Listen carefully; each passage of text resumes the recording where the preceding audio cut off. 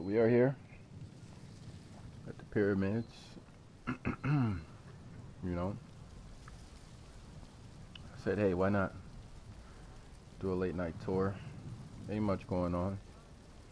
Nothing better to do but learn about some ancient history, you know? So,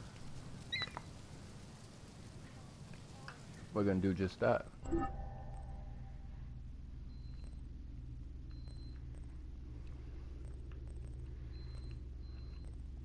I want to go into rediscovering Egypt. I'm gonna start here. Let's go.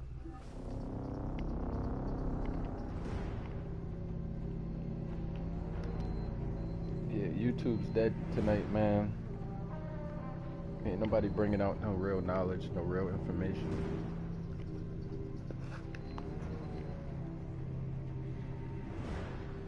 Everyone's stuck in their own little box.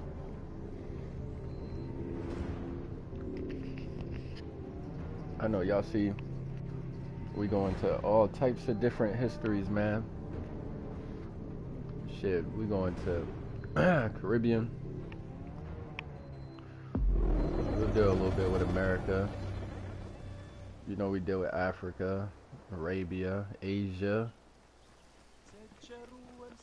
We dealt with the Greeks in Europe and all of that. Not stuck in a box. You know? Hey, what's up, Sakina? I was so bored, Sakina. Oh my gosh, I was so bored. I was hoping that someone would do a show. Oh man, I was hoping someone would do a show. Welcome to Rediscovering Egypt. So we're gonna rediscover Egypt. We're gonna learn about the archaeology, the beginnings of probably like Egyptology, for the most part, that history. In the 19th century, the increased intensity of tourism and excavations, as well as the outflow of antiquities to other countries, threatened Egypt's archaeological heritage. Egyptians took part in this destruction by ransacking sites for artifacts to sell, Ain't that quarrying terrible? stones from ancient monuments, and removing sebak, ancient mud bricks, to reuse for their own purposes. It says that the Egyptians took part in this destruction by ransacking sites for artifacts to sell. So that makes me wonder, what type of Egyptians were they? I see a little black boy up there though, if we take a look at the top right. Yeah, there's a little black boy sitting up there. So look at just like, man, the lack of respect for the ancient history. Man, you said I've been up for a couple hours now. I was in so much pain today. Yeah, man, sometimes I be feeling like I need to go to a chiropractor, man. My shoulder, my neck be hurting. Or at least go to a what do you call it, masseuse? A major step in conserving Egypt's heritage was taken in 1858, when the Viceroy of Egypt created the Antiquities Service. Supported by a team of foreign scholars, Auguste Mariette exerted an iron grip on the service. He carried out his work across Egypt and into Nubia, intervening on almost every major site. Aware of the necessity of keeping unearthed artifacts in Egypt, Mariette requested a museum be created for that purpose in 1858. This museum was the ancestor of the Egyptian Museum. Okay, so this is going on in the year the 1850s. Do say Muhammad was born 1866, and do say Muhammad writes about the occupation of the British. What's this guy's name? Where's his name at? Francois Auguste Ferdinand Mariette, so he's French. Okay. Hold on, what did they say he did? Supported by a team of foreign scholars, August Mariette exerted an iron grip on the service. He carried out his work across Egypt and into Nubia. Okay, so he had his hands all over it. And they created the Antiquity Service, 1858.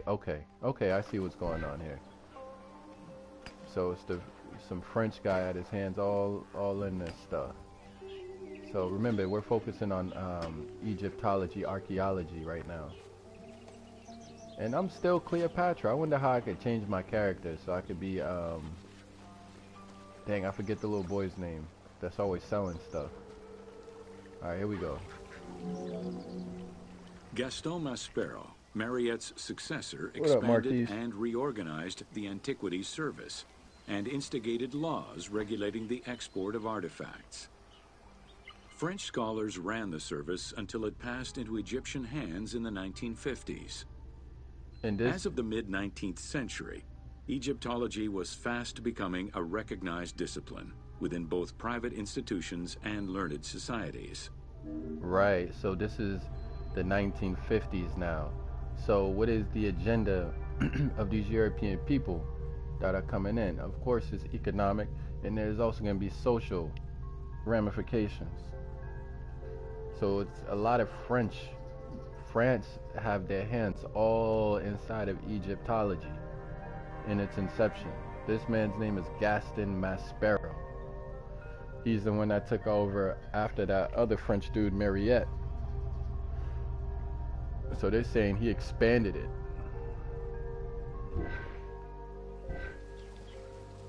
Man, look at Shaka Amo. Look at little Shaka running around with the lock on his head. Look at him. Where you going, Shaka? Look at the Egyptian youth. Oh wait, hold on. I could interact with them. She really just be chilling, yo. See, I'm chilling. I'm chilling with my people, yo. All the bald heads up in here. All the bald heads up in here. Little Shaka almost with the lock.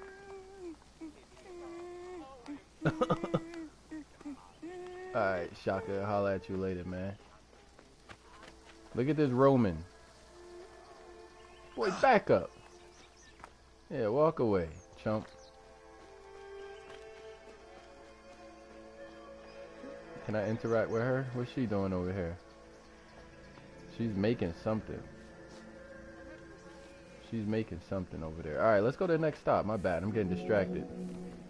A French architect, archaeologist, and former researcher, Jean-Claude Golvin, now specializes in the artistic reconstruction of ancient cities and monuments. To date, he has created more than 800 drawings, which include 3 volumes focusing on the reconstitution of ancient Egypt. His work is exquisitely detailed and can be found in books and museums around the world. Okay. So these French people have a deep, deep interest in Egypt. I'm just trying to figure out why. Look at the black brother over here. What's poppin', cuz?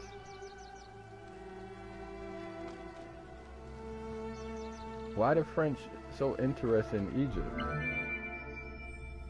The team was thrilled to collaborate with Jean-Claude Golvin in order to recreate Egypt for the game. They stealing? Yeah.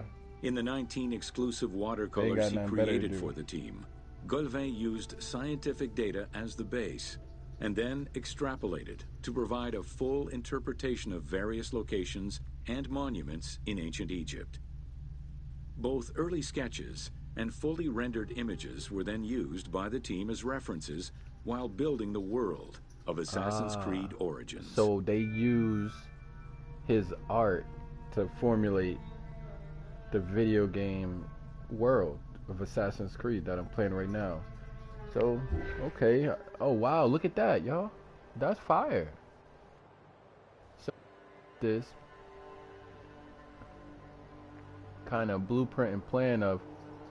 let me see where I'm at. Oh, this is Crocodile... What's the city called? My bad, y'all. It's called Crocodilopolis. Crocodilopolis. So it's named after the crocodile. So he created this city plan. I'm just giving y'all aerial view. Look, we got the pyramids back there. It's just a single pyramid. Also, I wonder what pyramid that is. So that's a little behind the scenes for y'all. Okay, let's keep going. Let's see what they're doing over here. So they look like they're kneading something. What, they making baskets? Yeah, they're making baskets. Yeah, they're basket weaving. That's fire. Hold on, let me see if she's gonna do it too. Yes, she is gonna start basket weaving. Okay, that's what's up. Go ahead, make your basket, girl.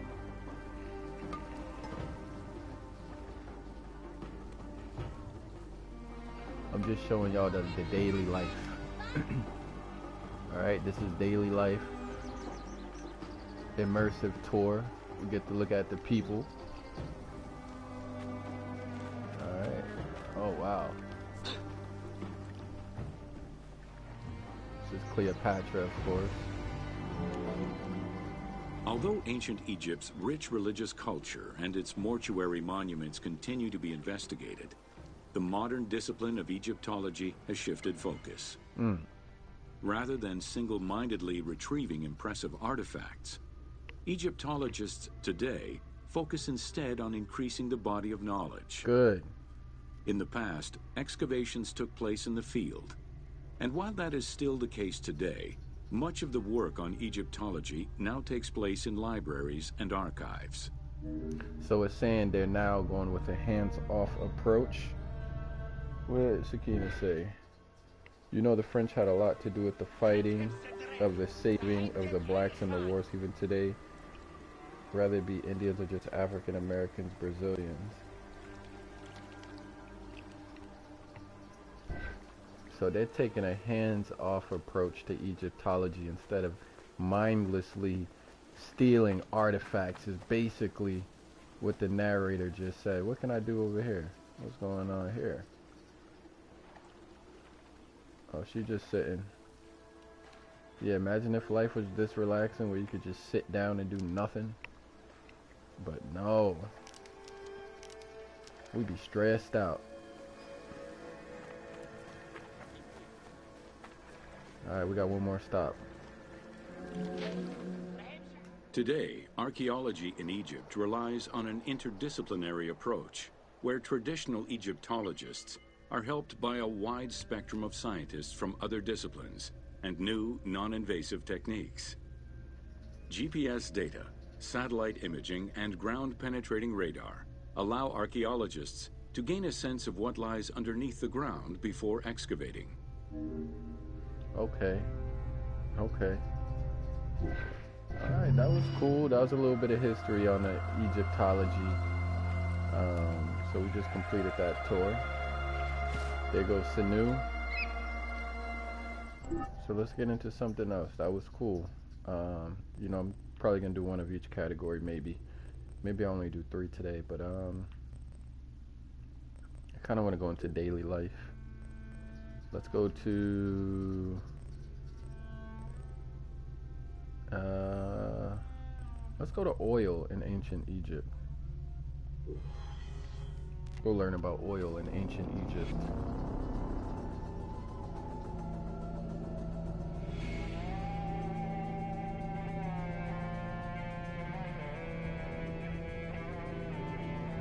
Yeah, man, I was trying to find a good show to watch. There ain't no good shows on. It's like people just, I don't know, man. We gotta step our game up. All of us, myself included. Get some better shows going on. Because these shows are terrible. A lot of people are boring. Why are you so goddamn boring? Okay, so we're gonna start right here, I guess, huh? Oil in ancient Egypt. Learn about the cultivation and use of oil in ancient Egypt. Welcome to Oil in Ancient Egypt.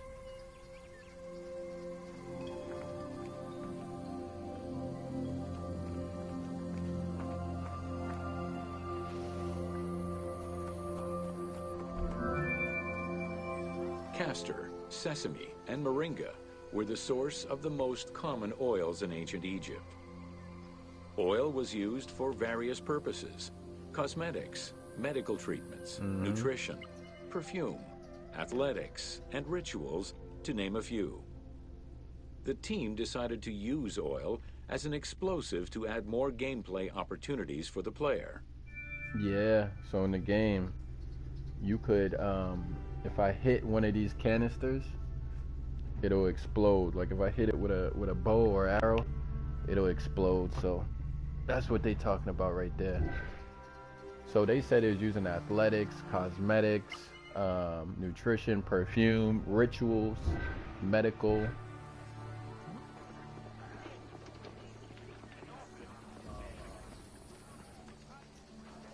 All right, let's see what the next stop is, y'all. Nah, I don't even have Netflix, Sakina.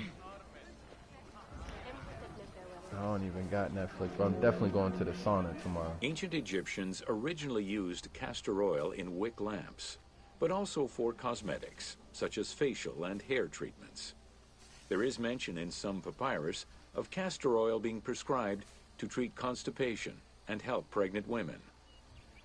Castor beans were found in ancient Egyptian tombs as early as 4000 BCE. Castor oil was made by pressing the beans from the plant of the same name.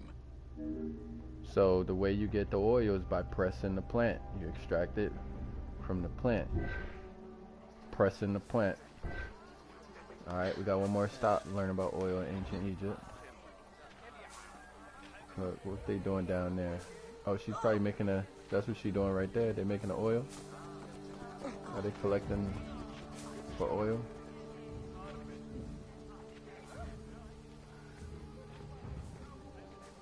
Definitely very resourceful.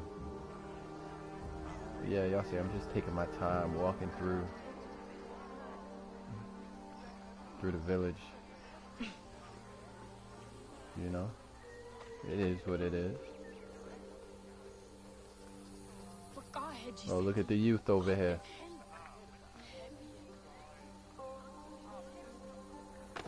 Oh, my bad, cuz. My fault. Alright, last stop. Here we go. Olive trees were present, though scarce, in ancient Egypt's early history. And olives were mostly imported from Syria and Palestine. Wow. Their use and cultivation remained uncommon until the mass arrival of Greek settlers during the reign of the Ptolemies, when demand increased sharply.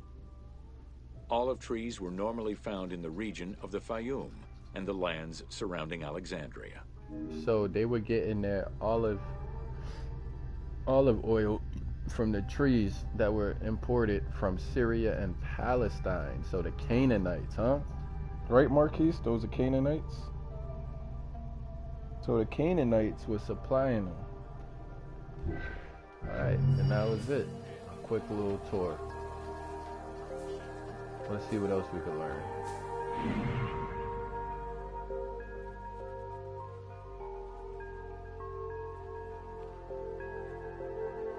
I'm gonna...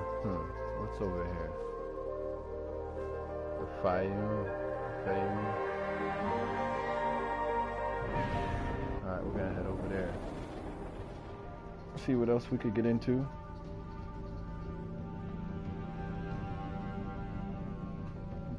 Trying to learn something new about ancient Egypt, little by little. See what I could pick up from it. Did I do this already? No, I didn't do this yet. It's called the Fayum. Learn about the geography and importance of the Fayum. I'm already here. We may as well start it. Welcome to the Fayum. I gotta get a boat. Okay, we're gonna moor the boat on this quick little tour. The Fayum Oasis is an enormous basin in the western desert that formed from the Nile's overflow. As such, it is not considered a true oasis, though it gives its name to the region, which covers Lake Moeris. The oasis harbors some of the oldest archaeological artifacts of the region, indicating that the area has been inhabited by hunters and gatherers since the Neolithic period. And that's one thing I gotta learn more is these different periods: Neolithic, Paleolithic, Bronze Age, all this stuff. I definitely got to get better at that stuff. You know what I'm saying? I saw a book in a library that was talking about before, it was called Before the Pharaohs, and it was basically talking about like Egypt before it was civilized into Egypt, essentially, and just given the archaeological finds of what we call Egypt. So that's a book I might have to look into.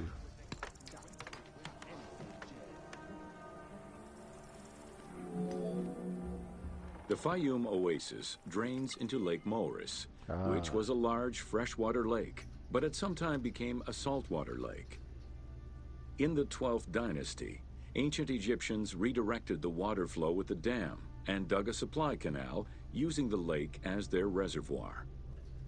Irrigation enabled them to continue growing crops of figs, grapes, and olives year-round.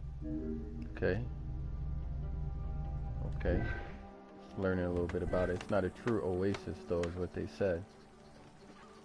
Just try to pick up little by little.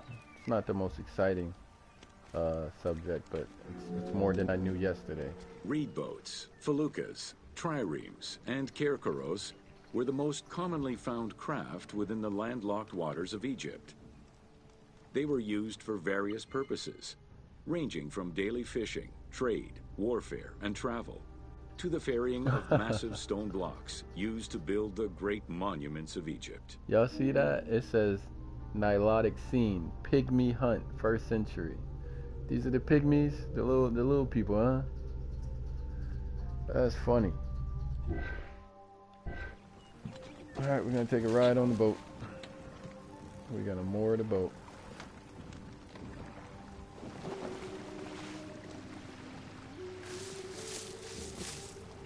I'm definitely about to download the Iraq game. And I got my Duce Muhammad book coming in tomorrow. I ordered his autobiography. I said, why not, man? He's a good writer. So, thinking about getting that Mirage game, but I could get that anytime. I could wait. I'm still playing that whack. Man, I don't really like the other game I got, the one with the Europeans. It's kind of boring. This game's way better.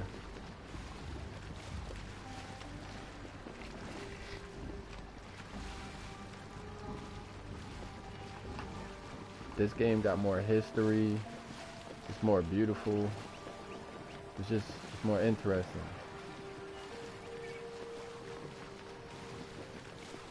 And it got black people in it. So that make a big difference. You dig?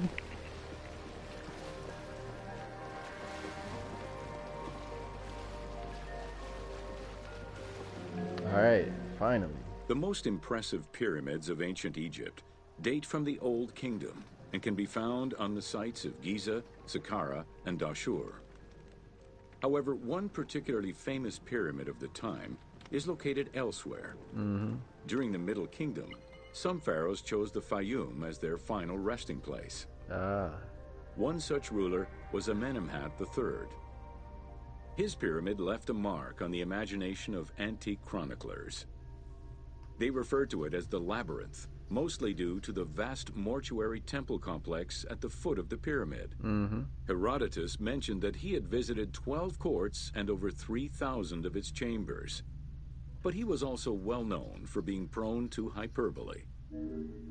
I'm just now like really coming into understanding their society and,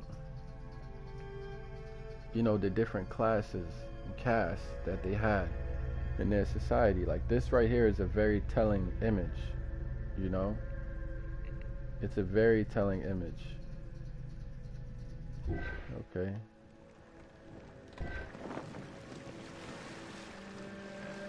How you feeling now, Sakina? You feeling better?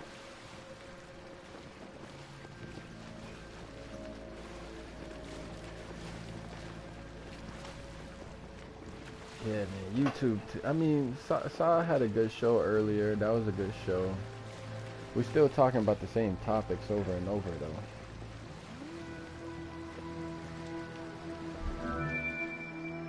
Amenemhat's pyramid was built with a brick core and covered with stone slabs, designed to be impenetrable.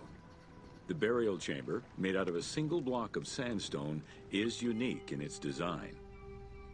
Richard Lepsius and Flinders Petrie both explored the pyramid site, measuring 385 meters by 158 meters, and identified it as the location of the labyrinth. Somewhat, okay. Their research conditions were difficult, as most of the site had been submerged by the nearby canal. Furthermore, the stones from the complex and the outer casing of the pyramid had been quarried away long ago. Ubisoft decided to give life back to this lost monument and the many crypts that were said to be devoted to the sacred crocodile god, Sobek. You restless? Yeah, I be restless too. Like, I fell asleep. Man, I got this bad. I'll fall asleep for a few hours at like 10, 9. I'll wake up and I'll just be up, yo. I'm like, damn, can't never just sleep all the way through. I'll be restless too. Mind be going, so curious about stuff. Want to learn different stuff, think about different stuff, want to do different stuff. That's how I be. I'll sleep for a small little bit, be up. I'll go back to sleep later in the day though. But that's because I was working the second shift. It makes you just want to rest all morning, stay up all night. Pretty much. But I feel like since the year I've been on YouTube, I learned a lot. It's been like 1 year since I started the YouTube channel. Founded during the 5th dynasty, the site was popular during the 12th dynasty under the name of Shedet. Shedet. During the Ptolemaic era, the metropolis was named Crocodilopolis by the Greeks, Crocodilopolis, in honor of the crocodile god Sobek. During the Greco-Roman era, the Cleruks, soldiers of the Ptolemies, settled there after their military service and expanded the irrigation systems.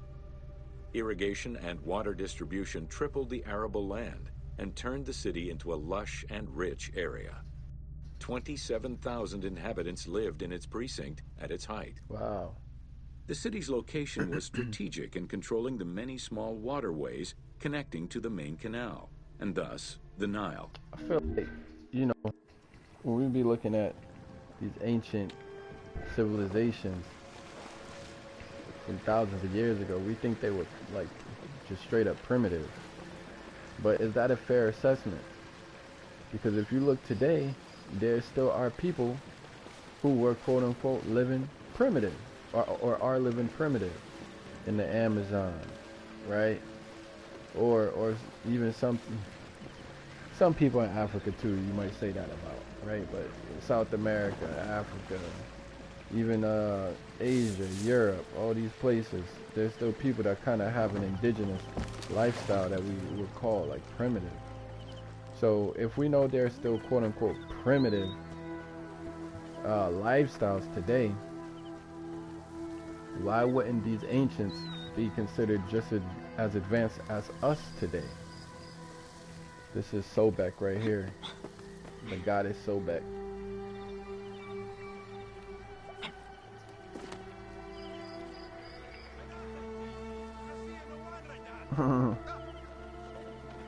Yeah.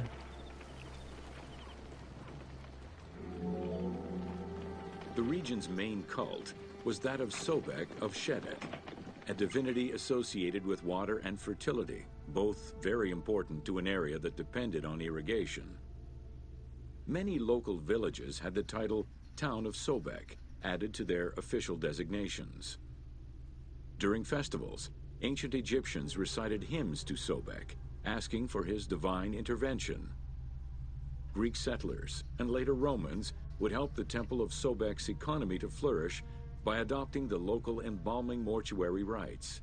Their sarcophagi were beautifully painted and adorned with amazingly realistic portraits. Okay, so I thought Sobek was uh female deity.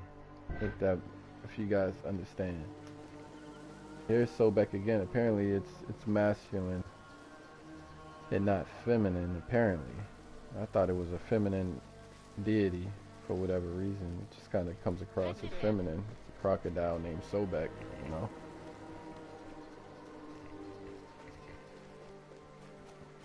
Look at these Greeks.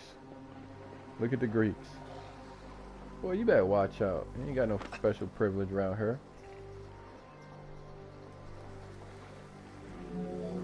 Last stop. Very similar to the cult of the Apis bull in Memphis, a living crocodile was worshipped within the precinct of Crocodilopolis' main temple.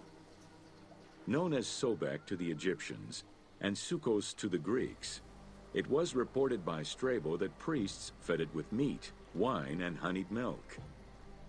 They covered its body with jewels and gold. After its death, it was embalmed and placed within the crocodile's grotto, alongside thousands of other mummified crocodiles. Wow, man. They really was turning the living creatures into deities, deifying the creatures and nature around them. Sakina said primitive means prime, the first of its kind, and we replicated it or replaced it with our upgrades. Right. If I jump in here, is it gonna attack me? Oh, he's not attacking me. Y'all see this?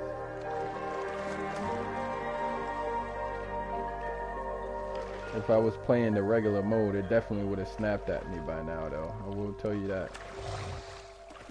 You're doing that growling. Where's the other one? There's another croc in here. Imagine they just tore her up real quick.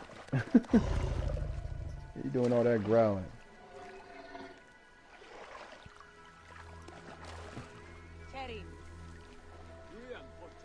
Okay.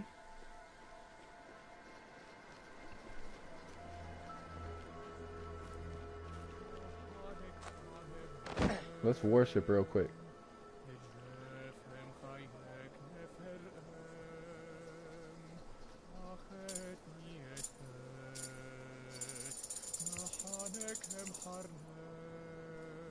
Sakina, what he saying?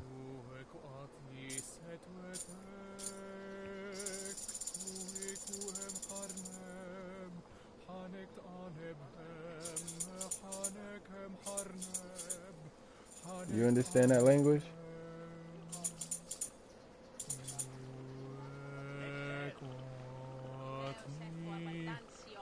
Somebody translate.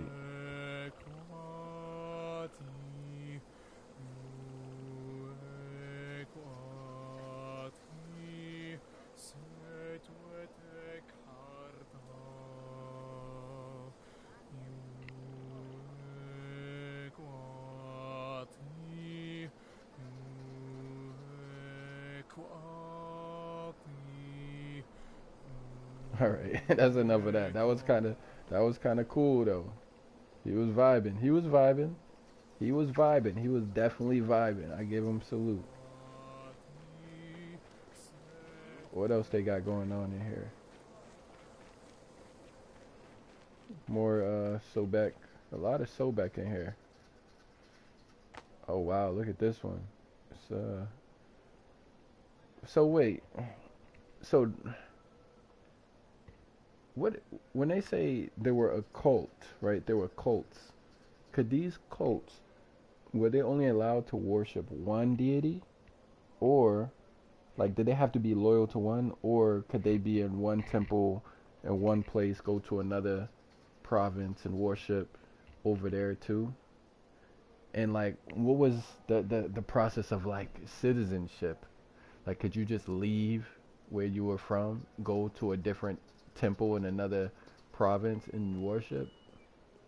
You know what I'm saying? Like did they have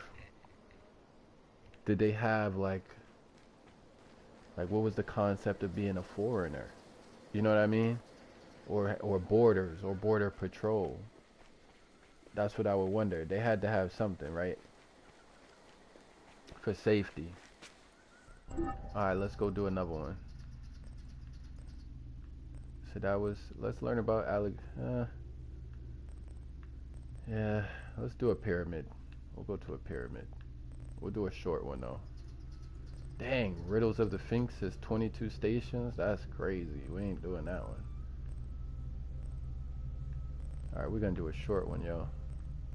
4 stations, the Bent Pyramid of Dashur. We'll do that one.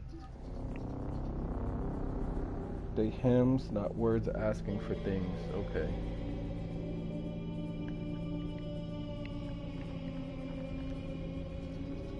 Plutarch claimed that Cleopatra could speak over 9 languages, and you know what? I believe it.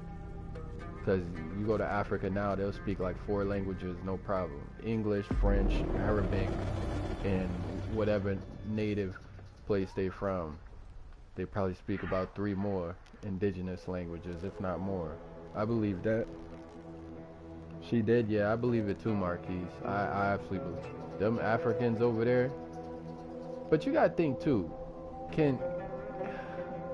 do black Americans only speak one language if we know formal English and then like we know like different dialects, so I guess we only know one. Damn, welcome to the Bent Pyramid of Dashur. Alright, this is the Bent Pyramid, yo. After the construction of the Meidum Pyramid failed, Sneferu transferred his residence and the official necropolis to Dashur. There he began construction on his second attempt at a funerary monument.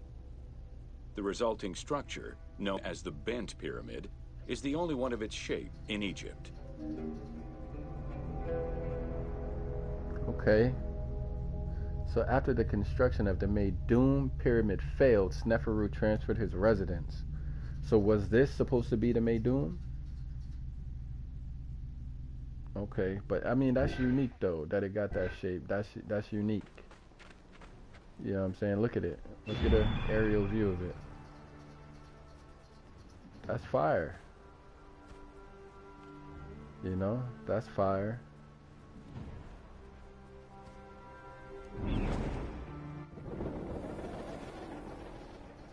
I don't know why we only want to speak one language. I'm trying to speak at least 2 languages, 3 languages.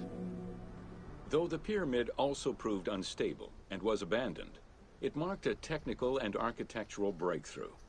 Heralding an important design transition, the Bent Pyramid displays a shift from the step pyramid to a functional smooth-sided pyramid. Ah, okay. So the Bent Pyramid is where you get the shift from the step pyramid to the smooth-sided pyramid. Okay, that's fire, yo. That's fire. So why can't they figure out how they made the pyramids if they know that it was at first a bent pyramid? So how'd they make the bent?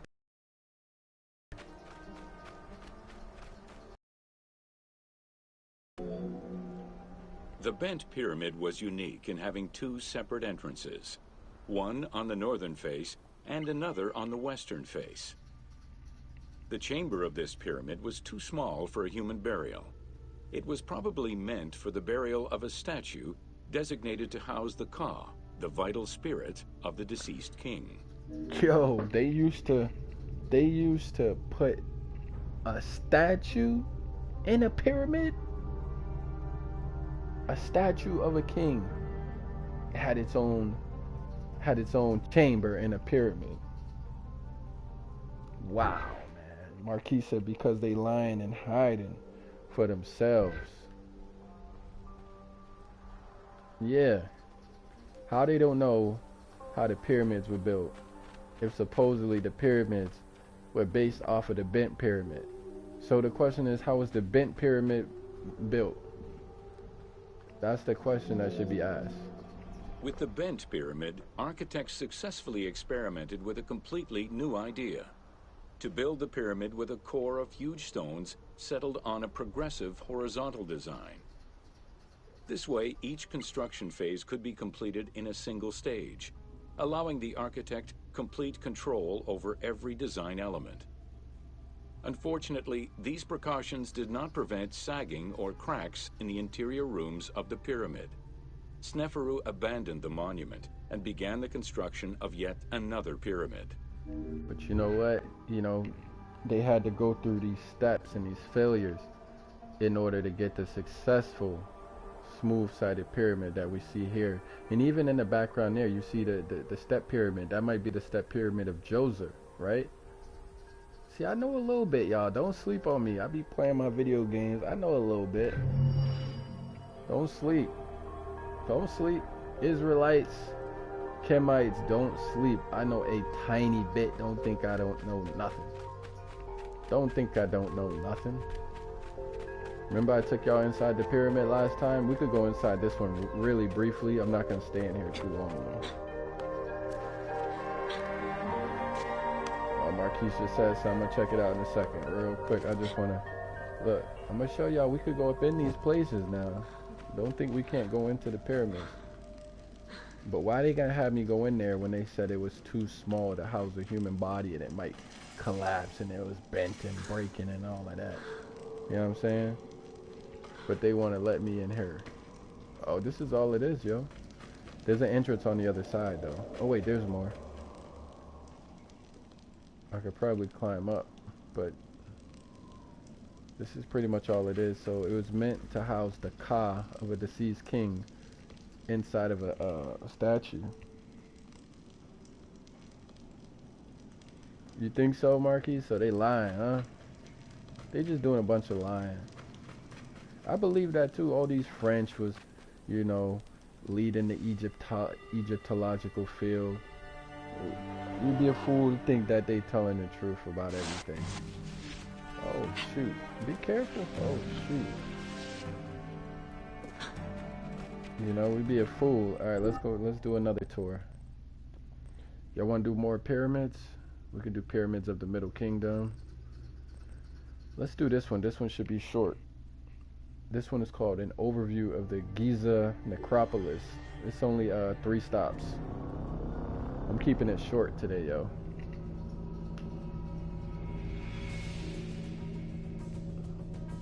Sakina said, remember, a lot of this is guesswork after because they had to dig all this up and speculate. That's a fact. Exactly.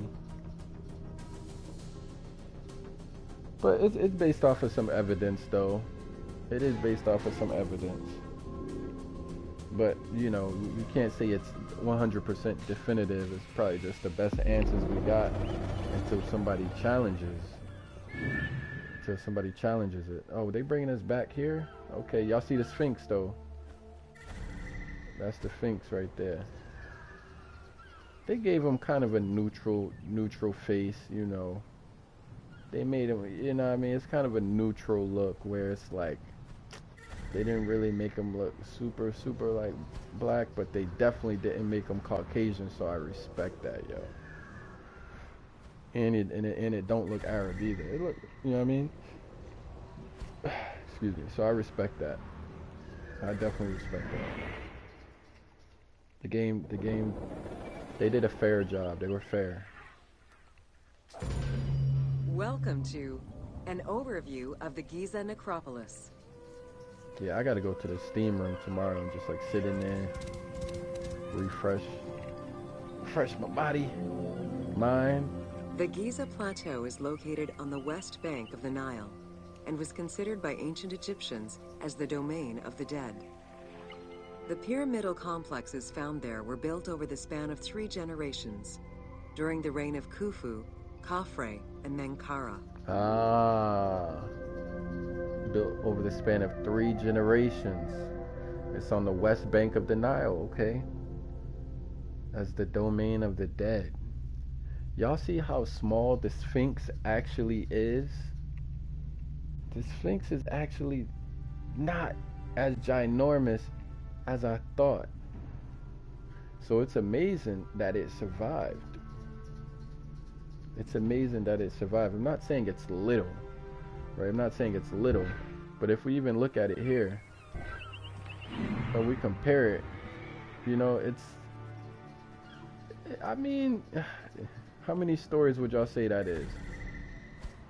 To like a modern building, maybe like an 8-story building or something like that. Like a project high-rise building, basically. Marquis said, The European will always give us Webster definition to things, not the etymology. Y'all see the hyenas down there running around? But then you said you have to find the truth on your own. I mean, we gotta go based off of something though, Marquise, because we don't, you know what I mean? We not doing the work. We not over there digging stuff up.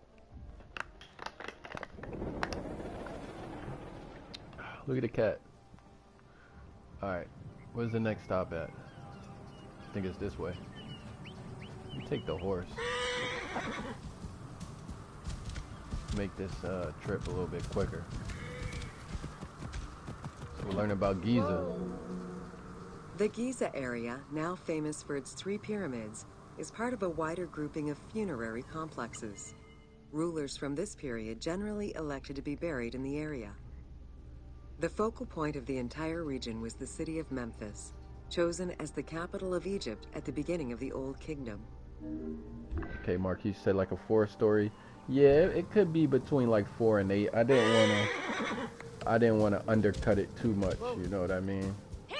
So I said like between like 4 and 7, 4 and 8. The placement of the Giza monuments, and particularly that of the pyramids, followed a practical yet strict alignment. First, they focused on cardinal points, and then they accounted for the natural geology of the plateau. Yeah, man, these people, I mean, they were very meticulous, thought out, they planned their stuff. They made, you know, they had a beautiful culture, you know what I'm saying? Marquise, where's the Israelite culture, bro?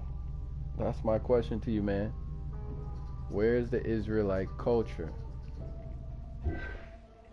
Where can I see an Israelite civilization, Marquise? Is there such thing?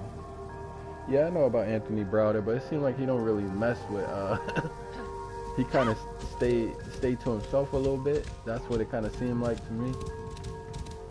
Is that accurate to say? He just be doing his own thing.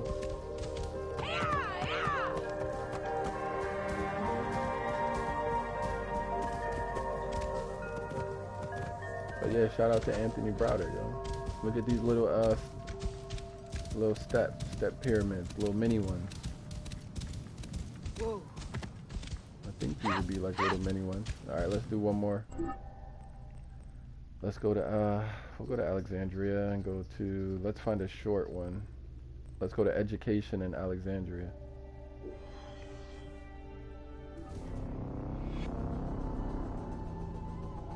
Did you hit the like button though? You know I'm trying to get RTG gaming, education, you know, make it a cool thing. That's Reggie been there? Okay. Yeah, I'll go there too one day.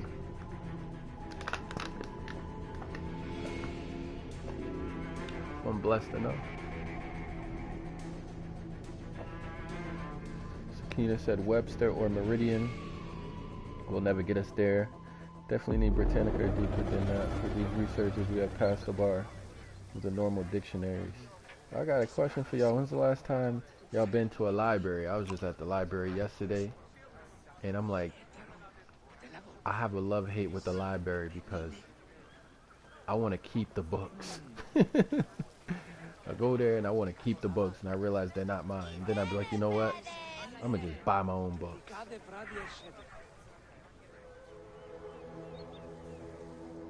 Last week, okay. So you got a library card, okay. Welcome to Education in Alexandria.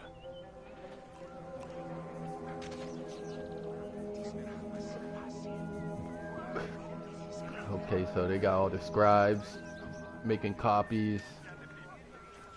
That's what they got going on here.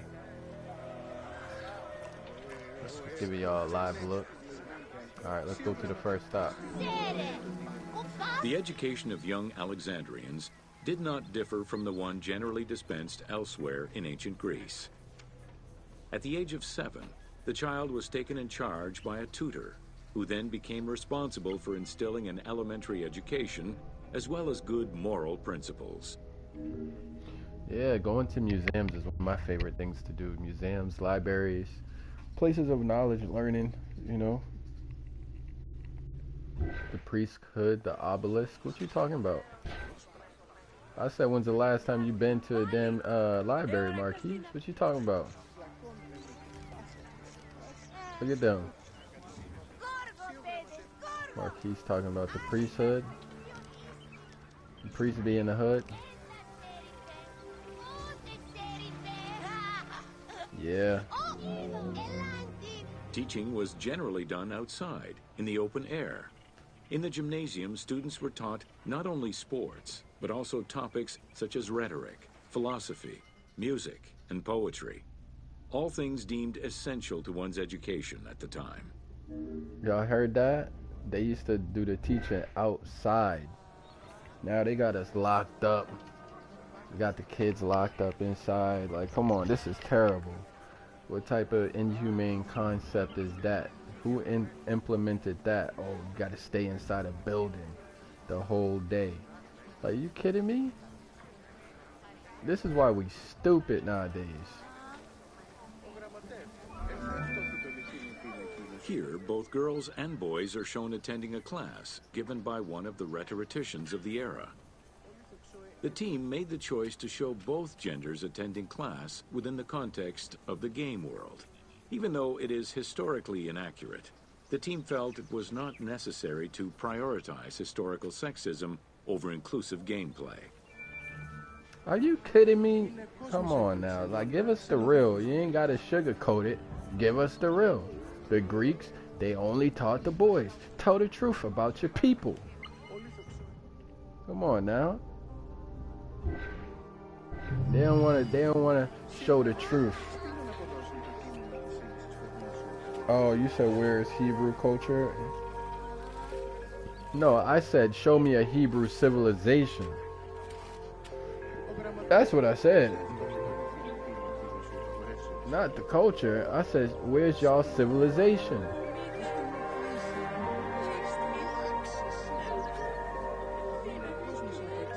What they teaching? What's she talking about? That was cool though. That was a cool little tour. It's cool that they used to learn outside. Sakina, you said something about field trips. Yeah. Yeah, that's true. That is true. What's this right here? The island of Pharos. Oh man, do I want to do this? Not this one. I don't really like doing the whole Romans, Alexandria portion of this game. But we're gonna do one Roman stop here. So let's go to Roman forts. It's 3 minutes.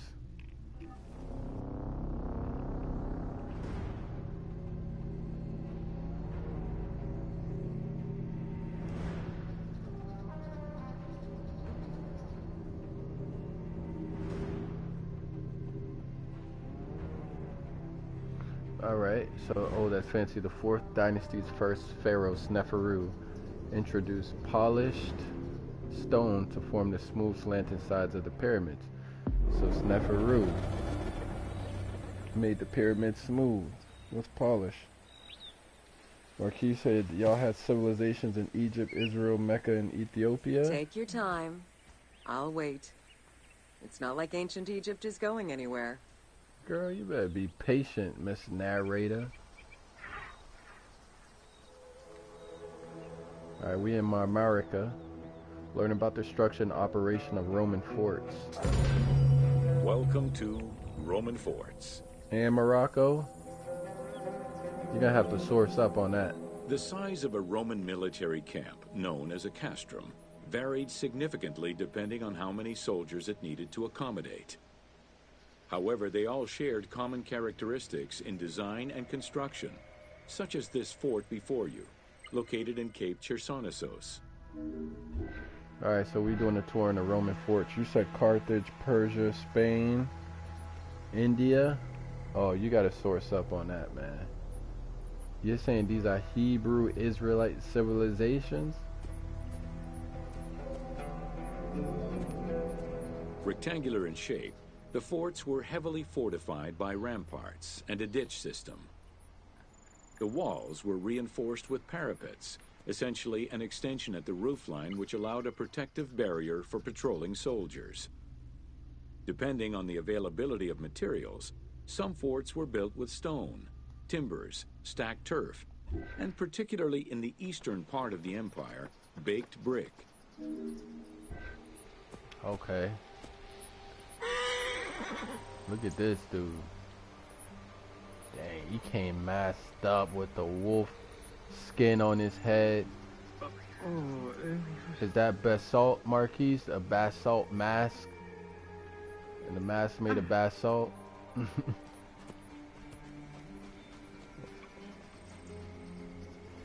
That Queen Cleopatra coming through.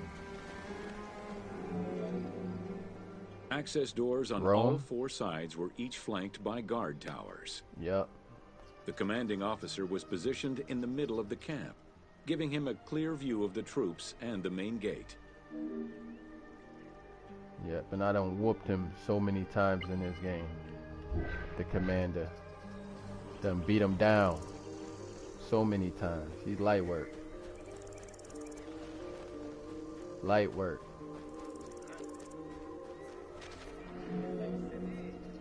Along with sleeping barracks for the soldiers, the fort also had a granary that was expected to hold rations for a year or longer. To ensure the health of the soldiers, every camp was equipped with medical staff and a hospital. A clean water supply with conduits for a bathhouse and latrines was included in the construction of every fort. Okay. I mean, simple enough. That makes sense to me. You know, I kind of want to play the game and just beat these people down. She took his spot. She pulled out the scroll. Uh-huh. Make sure they doing their job right, Queen.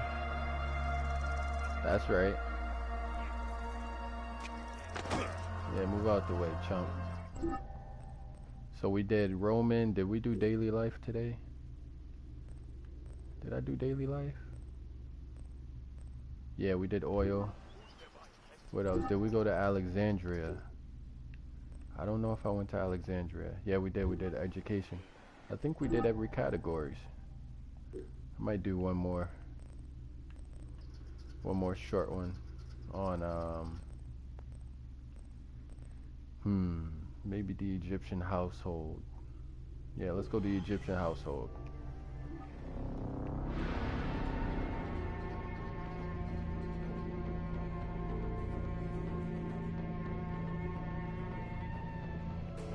It says Greek drachma. Up until the use of the euro on January 1st, 2002, Greece was still using a drachma. It was also used a unit of weight, weighing in approximately 4.37 grams. Okay. Underwater adventure. The Pharos was lost to time until 1968 when it was discovered by a team led by marine archaeologists. What's a Pharos? I don't know what a Pharos is. I know what a pharaoh is, but not a Pharos. Alright, last tour, y'all. Here we go. We're going to learn about the Egyptian household. We're in Sapi Res Nome. Learn about the family life and homes of ancient Egyptians. So let's see how they lived. The Egyptian household. Yeah, let's see how they lived. In pre-Greco-Roman culture, women were considered equal to men in many matters. They owned property, testified in court, could divorce and inherit. Until the Greeks and Romans restricted their rights, Egyptian women could take over their deceased husband's trade. Marriage contracts included mentions of allowances and items of value brought to the marriage by the woman, which would forever belong to her. So y'all heard that, right? Until the Greeks and Romans restricted their rights, Egyptian women could take over their deceased husband's trade. And y'all can see there that looked like a brother, and that's our sister. They're together. Definitely. You can't tell me that's not. What y'all think about that? What y'all think about that? Alright, here we go. Let's keep it going. Hold on. What's going on over here? What is he doing? He's making leather, something out of leather over there. I hear someone playing music too. Hold on, I want to go listen.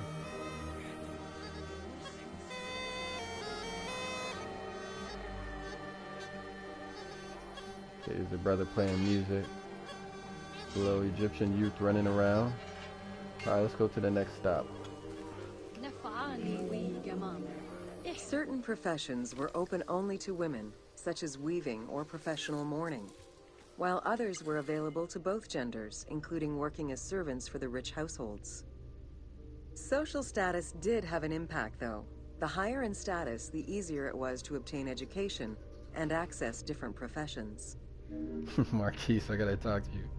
Because Marquise, you always talking about them Africans walking around with their titties out. Marquise, what's going on right here, man?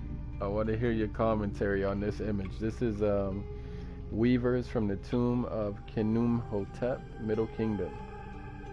Marquise, how you feel about this culture right here? I know you a Israelite. Was y'all practicing this culture right here, Marquise? Get a good look.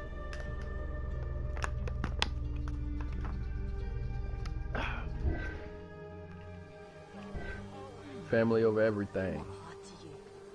Family first. Yeah, Marquise, I gotta hear your thoughts on that, man. You saw it. Why was they walking around with their breast out like that, Marquise? Was they primitive, Marquise? Walking around with they, you know what I'm saying? Homes were generally composed of 3 rooms. First, there was the entrance, furnished with a small bench of brick, probably intended for a statue and protective divinity. Then there was the ceremonial room, meant to receive guests. The last room was either a bedroom or kitchen. Furniture consisted of basic chairs, chests, and storage. Tables were not used for family dinners. Instead, each individual had a small table of their own. Okay. You say you need to see it again, Marquise? Rewind the video, and then fast forward the video. Come on, man. You know how this technology works.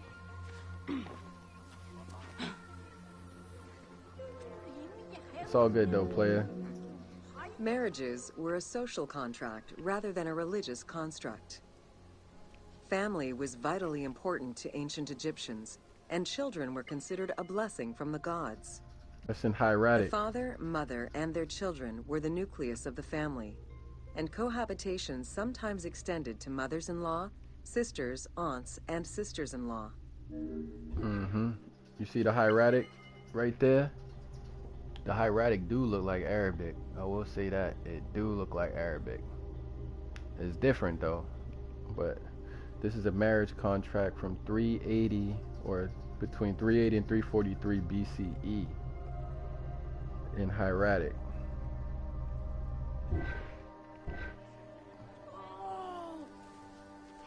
That's right.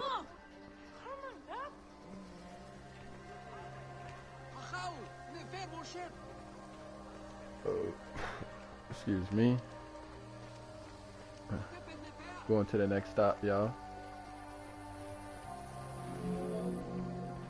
Status and wealth played a large role in the style and size of ancient Egyptian homes. Commoners' houses were built with sun-baked mud bricks. Wealthier homes were often painted in white and decorated with various motifs. Ah, so white were the wealthier homes. Okay.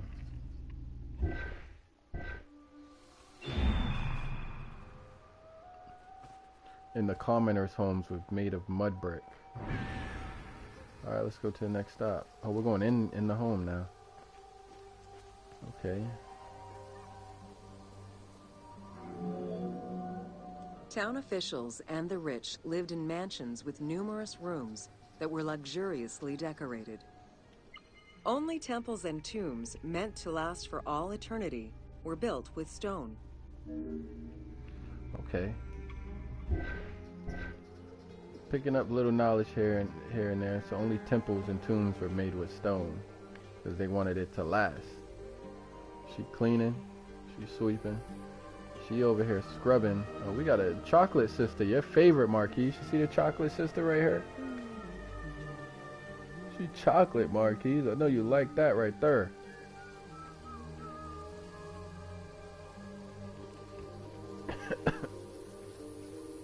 What's this bird deity called? So I know Sobek, I know Senu. Oh, it's Senu, my bad. It's Senu. I'll take that back. I think it's Senu. Funeral stone inscriptions focused on the main member of a household. Encircling this person would then be a spouse, parents, and children, possibly even siblings. These stones were so structured because there were no surnames in ancient Egyptian culture. Parents and children were a sort of family tree, which allowed for the identification of the deceased. So there were no surnames in ancient Egyptian culture. That's interesting.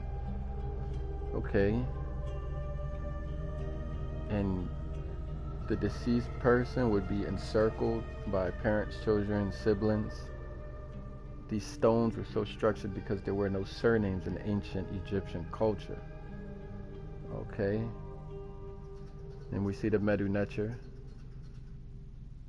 So, okay. It's interesting. Interesting. That was the last stop on that one. That was a good one. What y'all think of that one? Marquise, you said Israelites weren't perfect.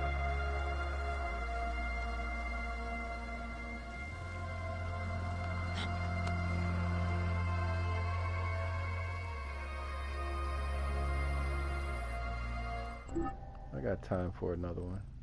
The daily life ones are cool. I like doing the daily life ones. Just show you all the small stuff. So there's one on mummies, amulets and rituals. Let's go to amulets and rituals. Let's learn about religion real quick.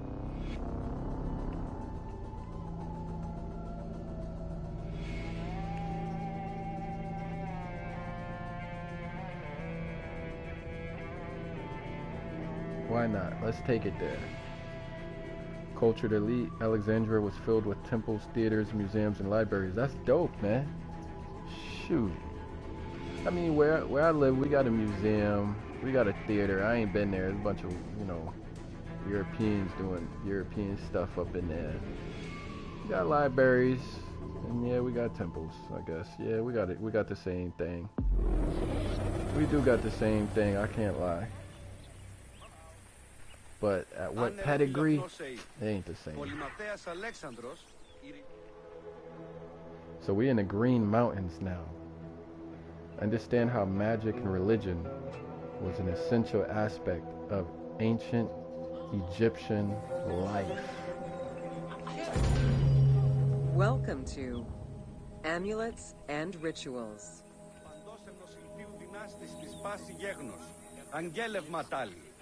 Συμπόσεου μέγου ποιήσαστε, χώριου ταύτη εξής ευδίως. Μέλια εστλάτε και Ανδρέαν γεννάδων πολίτε. Ancient Egyptians believed the world was a chaotic place, filled with supernatural forces. They knew that art and words gave life and power to things. Carved with images from hieroglyphs or in the shapes of gods, amulets were highly personal objects that warded off dangers and disease while attracting success. Some amulets were temporary, intended to solve a specific problem, while others were meant to be worn forever into the afterlife. Okay, so it's kind of like how people be wearing stones and, what do you call it, stones? What y'all call those? Crystals and things of that nature. So they had that cultural practice back then too. Priests would infuse amulets with magical energy during religious ceremonies, imbuing them with protective magic to safeguard against supernatural powers. The wealthiest of Egyptians could obtain a divinely ordained pendant in which was hidden a magic formula inscribed on a piece of papyrus. It would act as a unique spell tailored to the owner. Okay. Okay, so they were very superstitious. I would say superstitious is the word. Religion was so important to ancient Egyptians that it permeated every aspect of their daily lives. Since water was the source of life and had the symbolism of purifying the body and the soul, all daily routines began with ablutions. Personal prayers to the gods were sometimes written or spoken, with family prayers passed down through generations. Okay, so there was an emphasis on water. Water is very important. Water is very important. There was a complete calendar of each of the religious days, both good and bad, illustrating the appropriate daily rituals. Along with wine, milk, and ointments, offerings to the gods consisted of small amulets to life-size statues and family shrines. During the Greco-Roman period, offerings to the gods consisted of mummified animals, cats for Bastet, dogs for Anubis, and birds for Thoth. Okay, Toth or Thoth, Tahuti, Anubis, and Bastet. Okay, I know those three. I kind of forgot about Tahuti though, or Idris. In Islam, it's Idris. It goes by many names. Deemed messengers of the gods, oracles offered guidance and judgment for all Egyptians, regardless of status. Crucial advice was offered on everything from day-to-day farming management to a pharaoh's decision on whether to start a war. Oracles were often used to decide legal issues. If the accused refused the judgment of the god, another god could be consulted in hopes of a more favorable reply. So you said Thoth is a moon god, Marquis? I didn't know he was a moon god. I thought he was like the god of like wisdom, intelligence, and all of that stuff. You know what I mean? And what does it mean to be a moon god or a sun god? You know what I'm saying? What does it mean? What does that mean? Does that just mean they're symbolized with a moon or a sun, or is there more to it than just that? It was oracles that guided the Greek sailor Batos to the coast of Libya, where he founded a colony known as Cyrene. During Alexander the Great's campaign to conquer Persia, he consulted the oracle at the Temple of Amun within the oasis of Siwa, and was subsequently ordained a divine being. Okay, so they had oracles. Okay.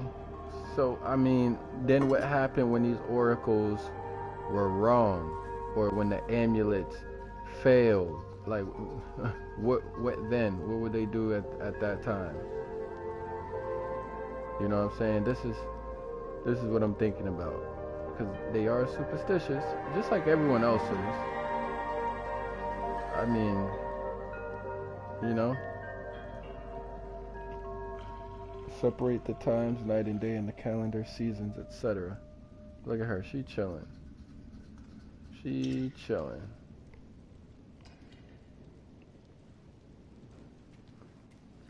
What y'all think of the Taurus?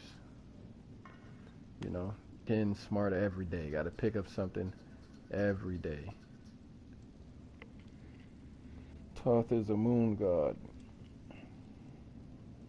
Yeah. Yeah, let me see what else we could get into, man. Why not? Just learn something else. Ancient Egyptian medicine, ancient Egyptian fashion, beer and bread, wine in ancient Egypt. I'm telling you, Sumer and Egyptian had the culture, just different languages and same. You think so, Marquise? I mean, at what time? You know, you gotta put a time on that one. That's a bold statement, brother. It's a bold statement. Oh, I could look at it like this too. So we've done mostly daily life because those are the most interesting to me. The pyramids are alright. Egypt is kind of when you learn about the geography of it. Siwa is okay. The deserts. We could learn about the deserts. Okay, Memphis. Learn about the city of Memphis and its place through various periods of ancient Egyptian history. Let's learn about Memphis.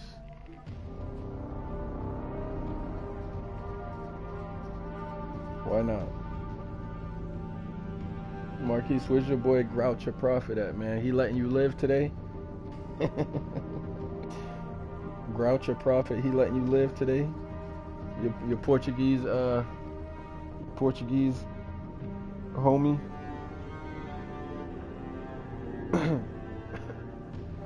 There can only be one. Akhenaten brought upon monotheism the belief in one God. The revolutionary. That pyramid is a ziggurat? Well, why don't they call it a ziggurat if it's the same thing? Come on, man.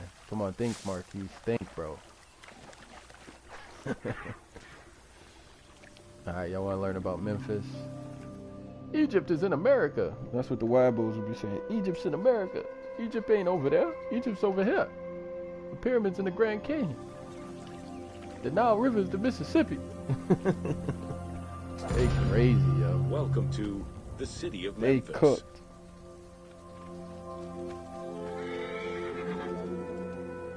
Throughout all ancient Egyptian periods, cities had one thing in common.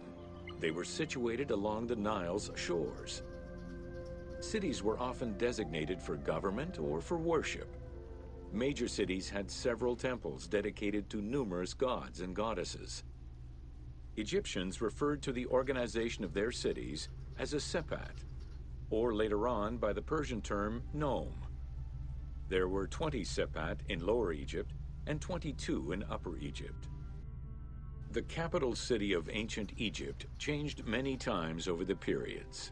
Okay, so y'all see that? Look at, they said that the cities had one thing in common. They were situated along the Nile shores. That's interesting. So the Nile gave life to the people, right? The water, right? Very important, the water. And it says Egyptians referred to the organization of their cities as a sepat, or later on by the Persian term nome.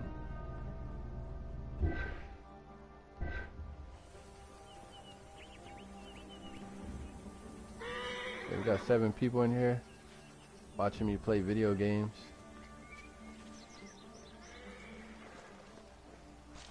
Where that boy Grouch your Prophet at, man? One of the largest was Memphis, located in Lower Egypt. It was a key center for religious temples, including their most important deity, Ptah, god of creation. Thebes, located in Upper Egypt, competed with Memphis and featured as both a political and a religious center. 2 important temples, Luxor and Karnak, were built there. A minor capital of the Sayyid dynasty was the city of Sais. This was the last native Egyptian capital of Egypt. I've never heard of Sais. Never heard of Site or Sais. No one ever said anything about Sais or Site that I've heard. Hey, yo, look at the bent pyramid over there. And then we already know the step pyramid is going to be over here. The smooth side pyramid. And I think they said it was something about Sneferu. That was Sneferu's thing or something like that. Or something like that. I can't remember. You said different languages, Marquise? Yeah. During the 3rd dynasty, under Pharaoh Djoser, Memphis became the first religious and administrative capital of Egypt. Even when the political capital of Egypt decentralized itself, pharaohs were crowned in this sacred city in order to legitimize their ascension to the throne, up to and including Alexander the Great. Though little remains today save ruins south of Cairo, we can guess at the structure of the city, which stretched up to 5 kilometers in length and 2 kilometers in width. All right. Yeah, y'all notice I'm I'm being silent while they're narrating so we could get the information. Shakina said that the blunt of the earth, the zigzag roll up the scroll, aka brown paper. Memphis was also referred to as the city with the 100 doors, or the White Walls. These names were in reference to the wall which surrounded the city. Under the protection of Ptah, god of craftsmen, the city was a thriving religious and economic hub. Okay. So Ptah protected the city. See, we just scratching the surface, man. That's it. We just scratching the surface so far. We ain't really get into nothing yet.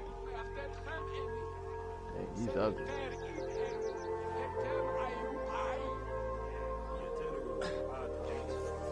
What they got going on over here? Marquise, are these Hamites?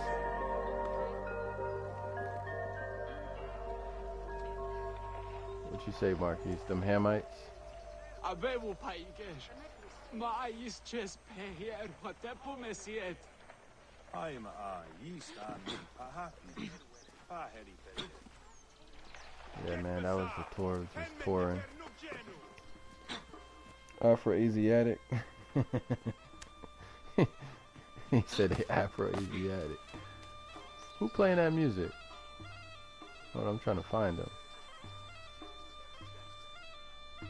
Oh, there he is. Hold on. We about to go over there and listen to the music.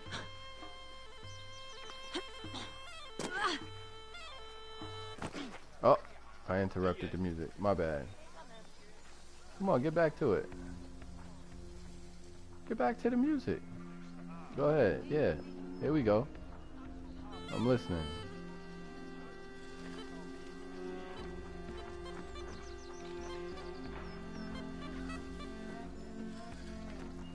They breaking it down. All right, that was cool. That was cool. That was a little something light, real quick. Real quick.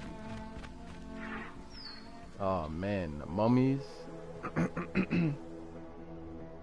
The mummies. 18 stops. That's a little bit too much for me right now. Look at this Roman. Get out the way.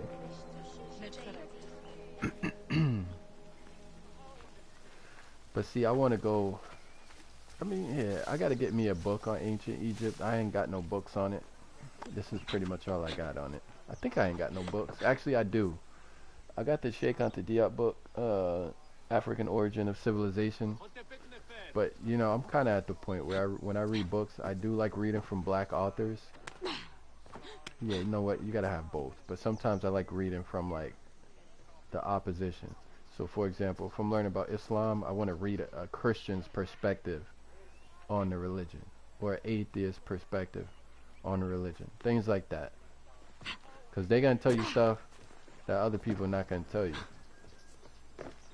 Same thing with Marquise be talking about Egypt. He's an Israelite. So he's going to tell you stuff that Comedics might not tell you. I ain't trying to stir up no beef. I'm just saying. You know what? We going to do this. Look at that. Y'all see the bodies? Yeah, we're going to do this tour right now. Let's do it. Y'all got to pay attention, though. Welcome to Mummies of Ancient You Egypt. finna eat some stew?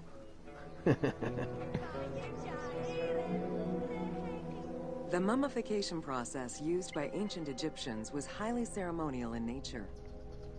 The different types of mummification took into account the social level and richness of the deceased and even included animals. The most expensive was that reserved for the pharaoh and the royal family, as well as some of the wealthiest members of the court. Y'all see the these are the Roman mummies. Y'all see that? They got her face painted on there. She probably half caste, half Roman, half Egyptian. Look at Ta. Look at the priests up in here. Yeah, we getting a full tour. See what they doing with the bodies. The first step was cleaning. Once bodies arrived at the mummification site, They were placed on inclined tables while the bodily fluids drained away. They were then cleansed by priests until they were deemed ready for the purification process. This is a situla to carry purification water, dedicated to Osiris, Isis, Horus, and Amun. So he's cleaning the body right there. That's the first step, they said. The purification of the body began with a libation from sacred water. The priest then fumigated the body with terebinth resin. After the ritual cleansing, priests used oils, spices, and all kinds of essences to further purify the body of the deceased. Finally, all body hair was meticulously removed. Oof. All your body hair. They taking all your hairs off. Oof. You going in the grave bald as an eagle. Going in there like a bald eagle. Once the body was properly purified, embalmers removed the organs, following very specific procedures. Oof. First, the brain was extracted by inserting a spoon through the nostril to my break the God. ethmoid bone. Then, using a spatula, the pieces of the brain were removed as thoroughly as possible. What matter remained was extracted after a process of liquefaction, achieved through the use of a caustic liquid. The cranial box, once emptied, was rinsed and disinfected with palm wine, and then stuffed with strips of linen cloth and liquefied resin. Y'all see that, man? Y'all seen that? Look at his hands all bloody. They wasn't wearing nothing over their hands while they did that. Man. After taking care of the brain, embalmers made an incision on the left flank and carefully set aside the viscera. The inside of the body was also rinsed with palm wine. Then the embalmers filled the belly with pure myrrh, cinnamon, and other perfumes and sewed it shut. The removed viscera were washed in palm wine and packed in crushed herbs before being placed in canopic jars. Y'all see that? This is a embalming knife with Anubis on there. Dang, they cut you all up, but I guess it don't matter. You gone, it don't even matter. But damn, cutting the body up and all of that, man. I know it stink. Canopic jars were placed close to the sarcophagus or kept in a chest nearby. At first, the viscera were wrapped in tissue and placed in the vases. As the ritual requirements became more elaborate, ointments, spices, and even water and natron were added to the process. The organ, like chemists or like donors we do today. Okay. What's the baboon's name in ancient Kemet, Sakina? What's the baboon's name? That baboon deity. You see him right here next to Anubis? There's Anubis right there. There's the bird. I don't know if that's Sanu. But who's the baboon? Happy? Oh, okay. Happy. So like the Happy River.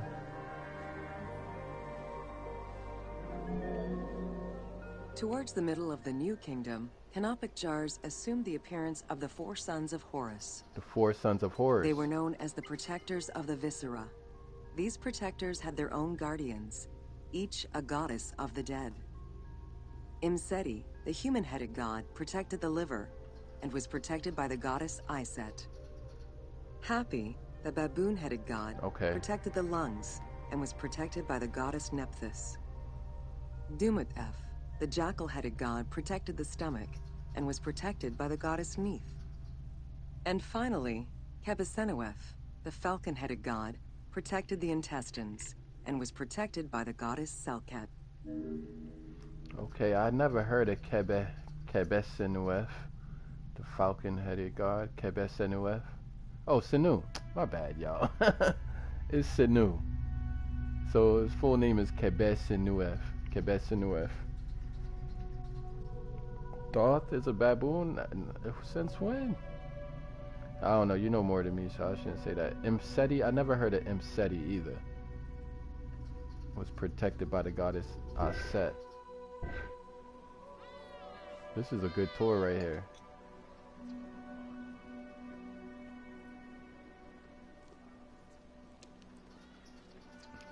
Okay, what they doing over here now? Natron is a naturally occurring mineral found in evaporite. These sedimentary rocks are made up of mineral salts and were generally mined from lake beds in Egypt. Natron. Natron. So what they're gonna do with the natron? So it's a salt. It's made up of salt. So let's see what they're doing with it. Embalmers used natron as a desiccant to dry the flesh and stop the corpse's putrefaction process. Once the body was cleansed and eviscerated, the deceased was covered in natron for about 40 days. Once desiccated, the body was prepared to be wrapped in strips of linen. Okay. So this is, look, so salt, right? You know, the use of salt as a preservative. It's going to dry the body out. It's going to preserve the body. And then they're going to wrap it up in linen. So this is a mummy of a woman from circa 250 BCE. Okay. Dang, he all up in there. You ain't got nothing on your hands. You just digging in people's chests and guts. Oh, man. He putting the natron in his... Oh, wow. He put the natron all up in there. Wow.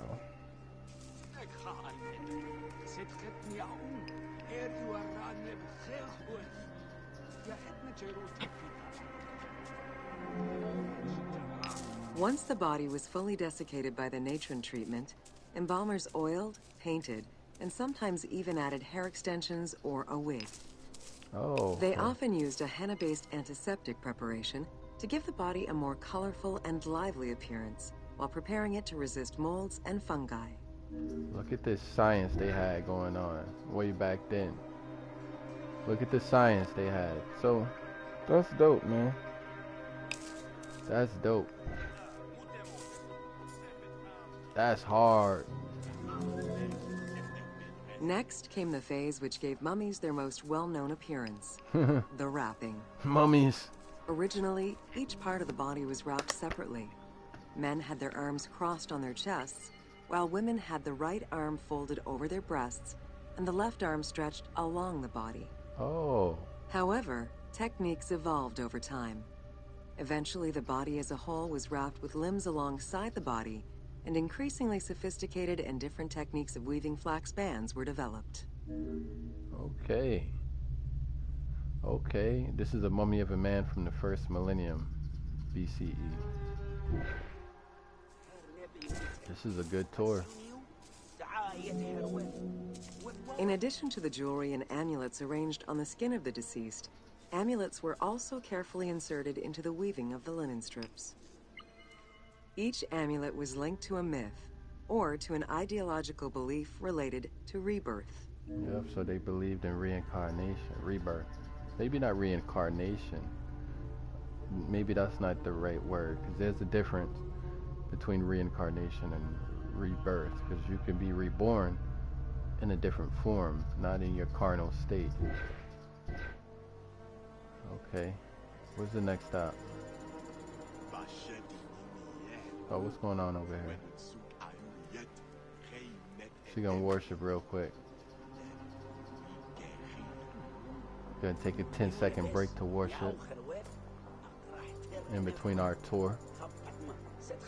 What deity is that up there? I can't tell.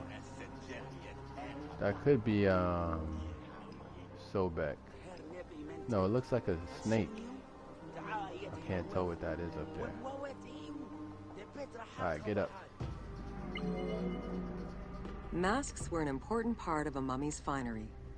Early wooden funeral coverings were very expensive, however, and soon replaced by masks created through a technique known as cartonnage. Masks fashioned with this method were created by laying several layers of linen or papyrus pulp on a base made of mud or straw. Cartonnage was used for more than funerary masks. Ornaments and the animal coffins of the late period were also made in such a fashion.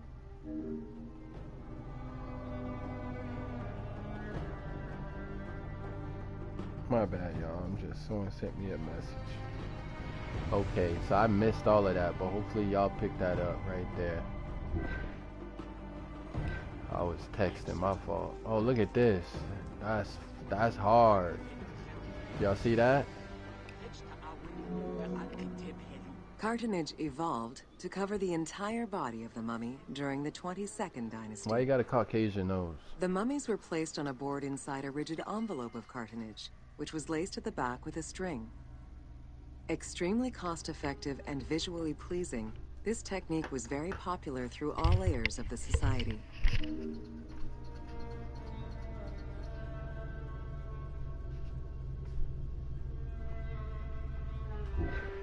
Hold on, y'all. Just charging up real quick. Just had to get my phone charger real quick. Alright. Mummy of Partridge. We go to the next one. We got like 3 more. Who's this? Oh, that's the lion. That's Sekhmet. Right? The lioness. No. Alright, somebody tell me. Is that Sekhmet? Yeah, that is Sekhmet. Hold on. They speaking right now. Let's listen in.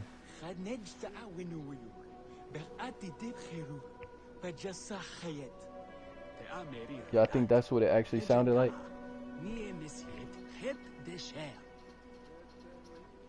I wonder if that's what it really sounded like. What you sent me, Marquise? You sent me a cigarette and Hamadryas baboon. Oh, okay. Yeah, toss. Okay, you right.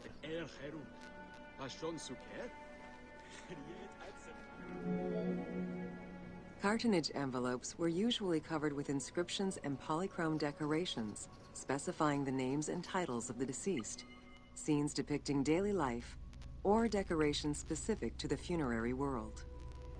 This was a true gift for Egyptologists eager to study the funerary rites of the ancient Egyptians. Okay. We almost there, y'all. Once the mummy was properly wrapped and adorned, the embalmers proceeded with the ceremony of the opening of the mouth. A vital step of the funerary process, this ceremony was meant to bring back to life the deceased themselves or an object representing the deceased. Wow. Okay. You know, it's real cool how like they really documented their culture. You know what I'm saying? Like they left it all. They put it all there to be remembered. You know, that's beautiful.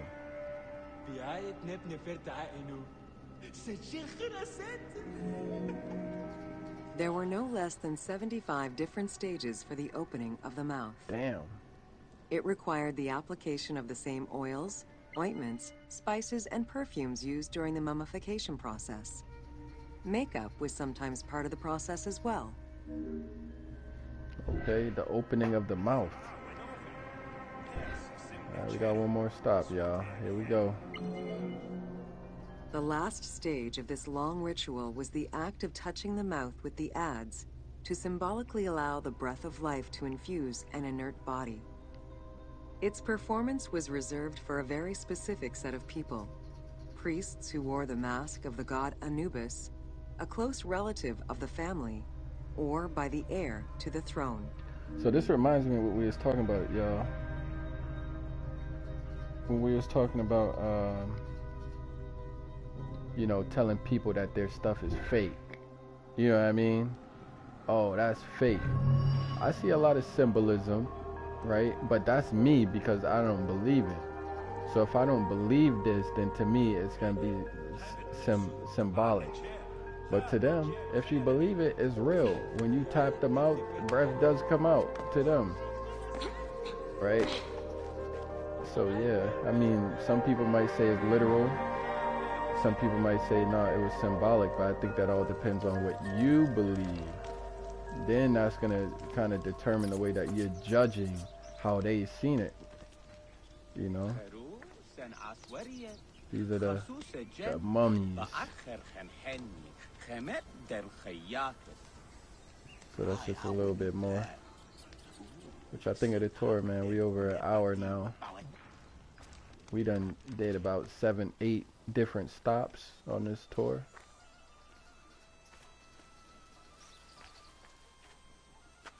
Okay.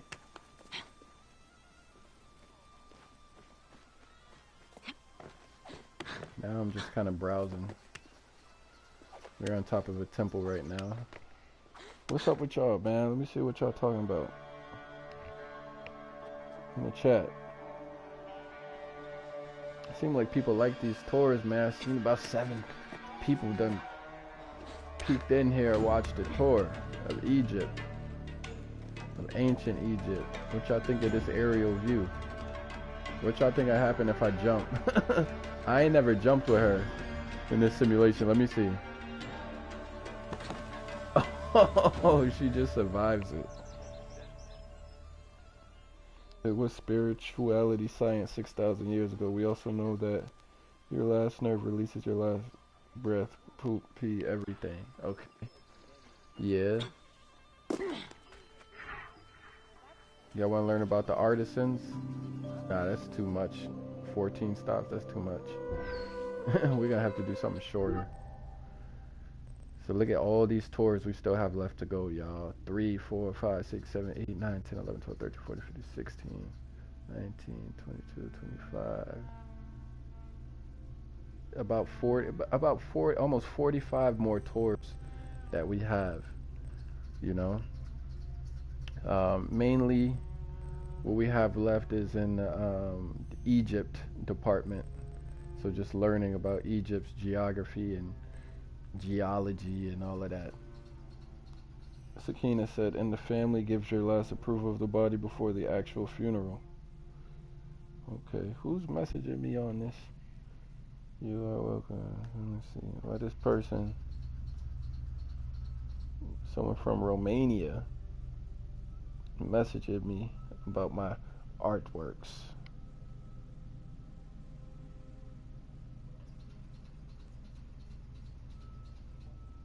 You know. So, let me see. I mean, we could do some short ones because I'm up. Tell you I sleep for a little bit, then I just be up, man. But yeah, Sakina, when you gonna do a show? When you gonna do a show on our channel where we could just watch you do a presentation? You too, Marquise. Come on, man. Truist too. Truist did a couple though. He gave us a couple on science and things of that nature. He gave us a show on research methodology, which was pretty good. Yeah. We gotta keep teaching, y'all. I need y'all to be some teachers, right? Come on. Marquise, come on, man. I know you don't want nobody to challenge your information. I understand. But see, the way I do it, I just do live study, live research out of curiosity. You know, I don't really go in with a premise, so to speak. Maybe not all the time, but most of the time I don't really go in with a premise. I just go in to learn something. A lot of times it's right on the spot, spontaneous. Let me see. Where's the horse?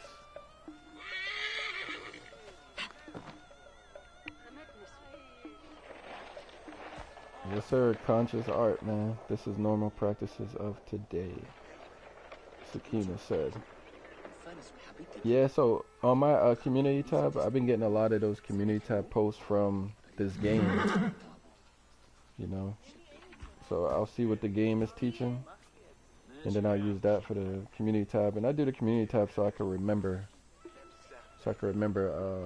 what I'm learning. Pretty much is why I do it.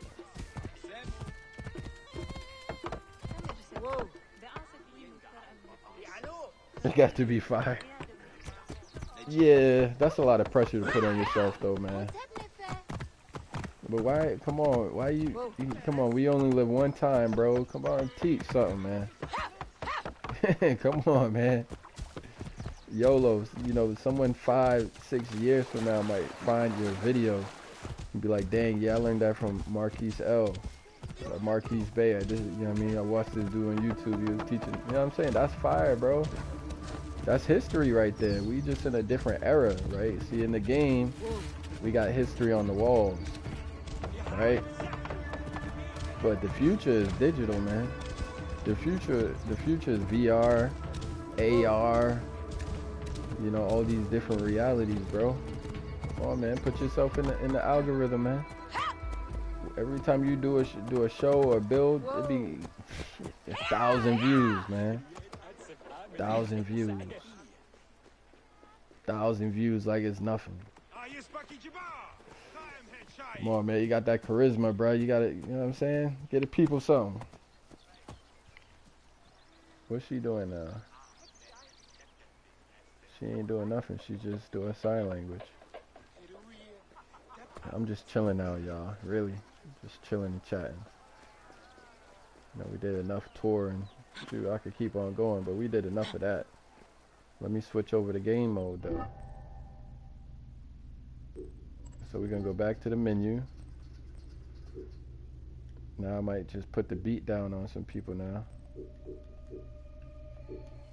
With Bayek. We in the Matrix. Hell yeah, that's exactly what it is, bro. That's exactly what it is at this stage. Even the game kind of has an allusion to the Matrix. This game right here alludes to the Matrix because really, it's, I don't know how to explain it. But sometimes you snap back into modern time, and then the lady, she gets back into this machine, and then you go back into ancient Egypt. That's how it works. But look, Marquise, this is the one that's in Iraq, bro. I want to buy this one so bad right now, but I'm like, let me just wait until I beat the European game. Even though that shit is trash, bro. I don't even like the other game no more. They don't got no real history up there in Europe, bro. Honestly. Got no real history up there. They just running around raiding. You said, I remember the good old days when everything was real. Yeah, things change now, but you know what? We in the information age, bro. Back in the good old days, I don't know if y'all was really getting to information like that. Was y'all getting to information? You know what I mean?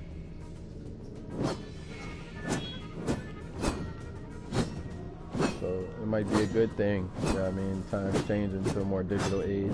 But in the same respect though, we still gotta open up these books though.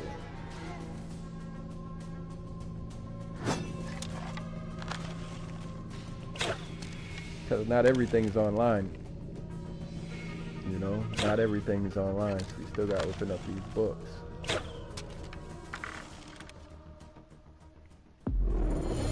Alright, so now I can whoop some people now. Cause this is the real game. Yeah, not like you are now, I feel that. Watch out, coming through. Who's saying watch out like that? Hold up, who's talking crazy? What's up, cuz? You only ranked 8, you should not be talking crazy. See, we about to get busy now. We just smacking them up. They not ready. Look, setting horses on fire. You see how we doing it? Hit him with the bow. He's gone. Get him out of here. Hit him with the bow. He's moving around a lot.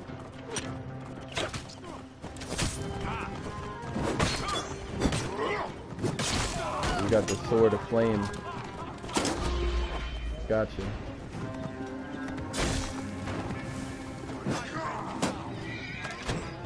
I'm just messing around, y'all. This is lightweight. These guys aren't even highly ranked.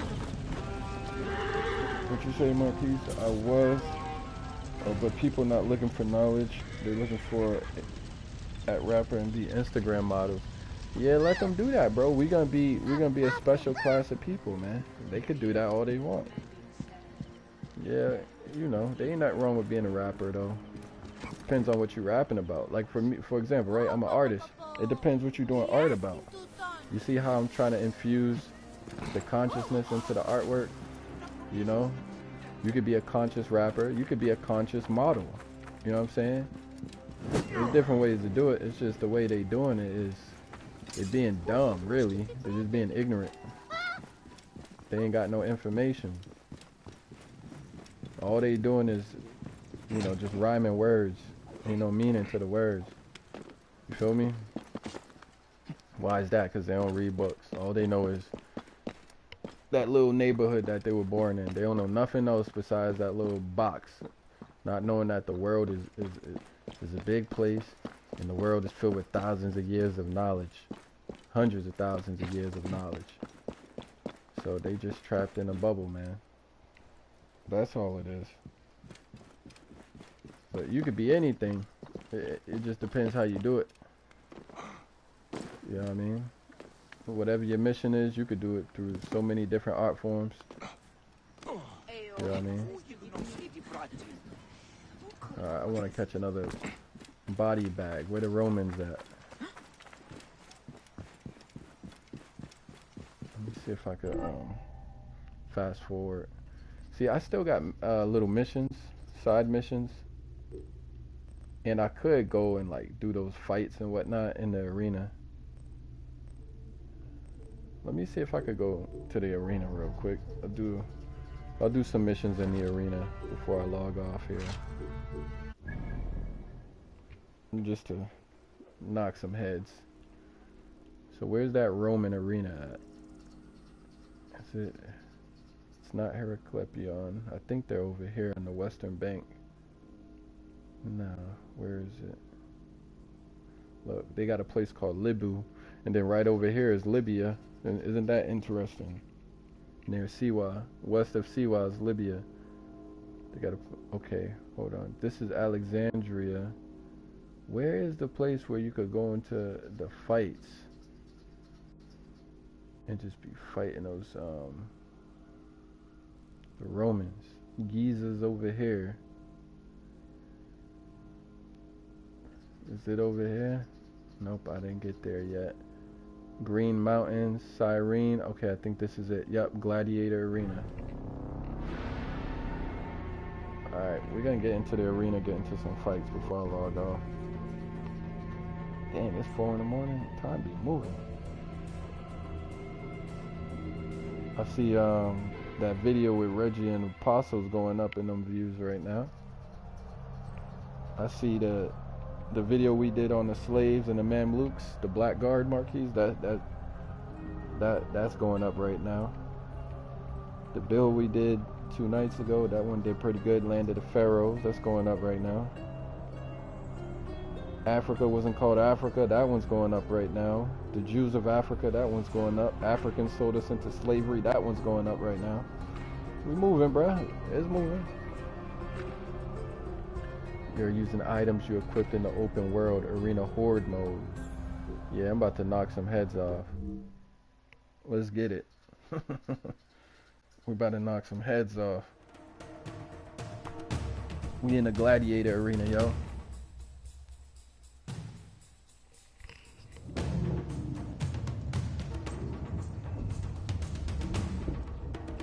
Let's get it, Bayek. The Bayek's locked in. Can I change his weapons now? Nah, it's too late. Ain't no turning back, yo.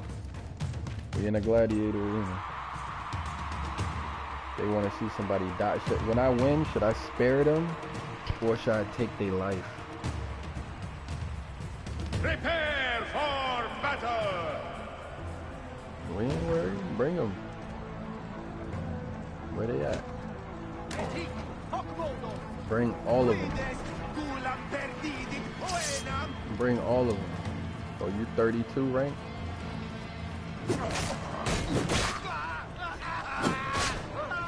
Oh, shoot, you got me. Punk.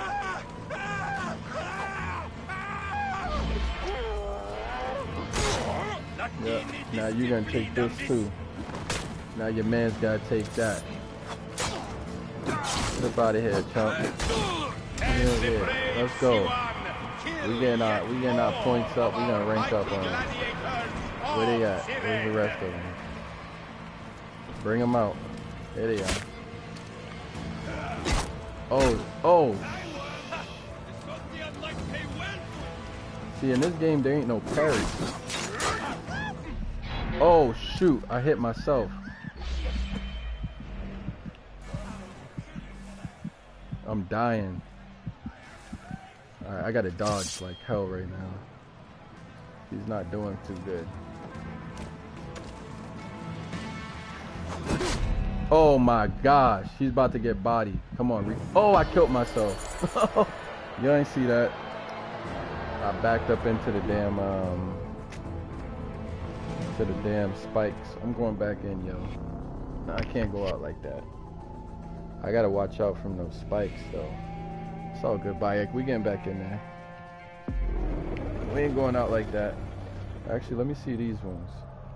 Where I could take on the boss. That was just a warm-up. That was just a little warm-up. Marquise, didn't you used to rap back in the day, bro? I thought you sent me a track you made back in the day. Cause I know y'all like to rap down there in Missouri, man. Dang, why Missouri sound like misery? Please tell me y'all not miserable down there in Missouri, bro. Please tell me y'all not miserable down there in Missouri, bro.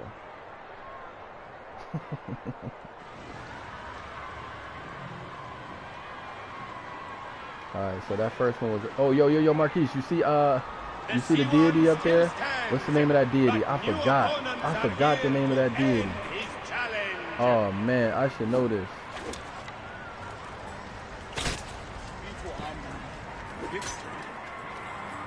I thought we talked about this already, though.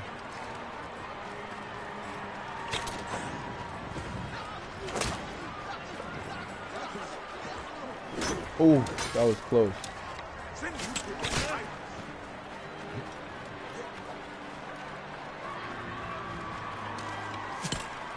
A devastating blow sent him to the ground. Knocking him down. Come through. Yeah.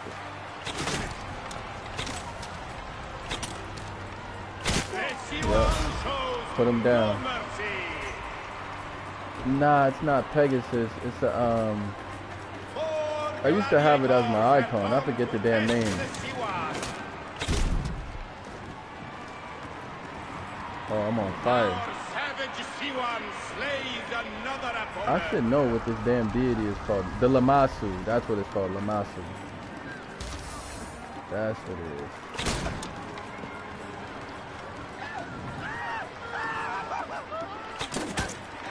Shit.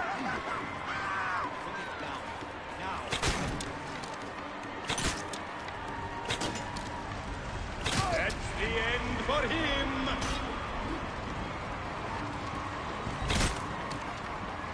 Oh man, I gotta watch out from bumping into those things so I don't die like that again. That's a terrible way to die. Another gladiator for the grave. Yeah, it's like a 5-legged horse. It's I don't know if it was like a Syrian, somewhere over there, in like near Iraq and whatnot. Where's this last dude at? Come over here, chump.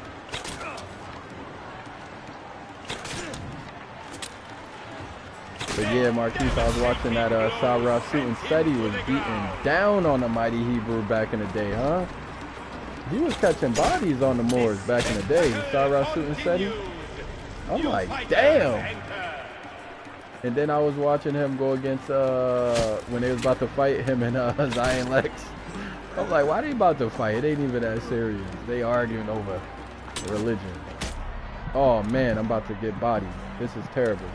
Keep dodging, dodge, dodge, dodge, dodge, dodge, dodge, dodge, dodge, dodge, dodge, dodge, dodge, dodge, dodge.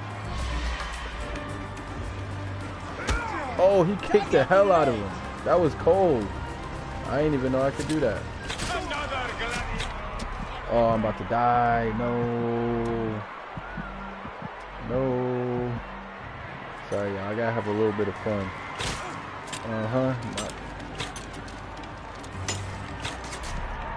Woo, that was close.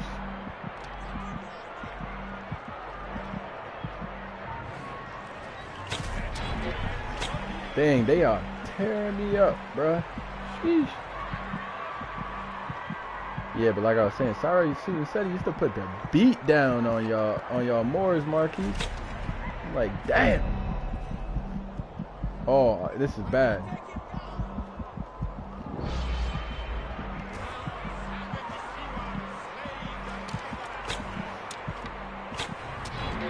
Okay, I made it. I survived, y'all. I survived. But yeah, that's the Lamasu. I think it might be Persian or something like that. I wonder why they got it in this arena, though.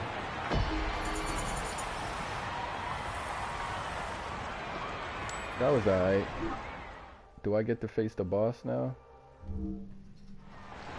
I think the next fight is the boss. But yeah, man. Let's see who's next. Ah, it's the boss. A Greek soldier. Hold on, what did it say? A Greek soldier dedicated to the art of systematically dismantling opponents with his long military pike. Alright, we're gonna fight the boss, y'all. Let's get it, man. We're gonna fight the boss. Remember, I haven't been playing this action mode, so I might be a little bit rusty. I might get whooped, but we'll see. It is what it is at the end of the day, anyway. Look, Bayek, he's in deep thought. He's ready to go to war, though. All right, once I win, should I spare his life or should I take his head off? Pause.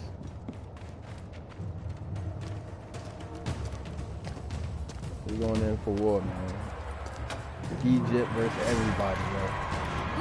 Egypt versus everybody. So who we gotta fight? Okay, I gotta keep my distance with him. The formidable gladiator, Antiochus. It's all good. I think I could take him. He's probably not gonna be very fast with that weapon, so I could take him down. Oh, he's using a knife, sword now. Oh! Did they really have to put that in the game? Oh, shit. Yeah, we about to whoop him for that. Oh, I get the spear? What weapon I get? Oh, I'm about to tear him up. If I get the spear, oh yeah, let's go.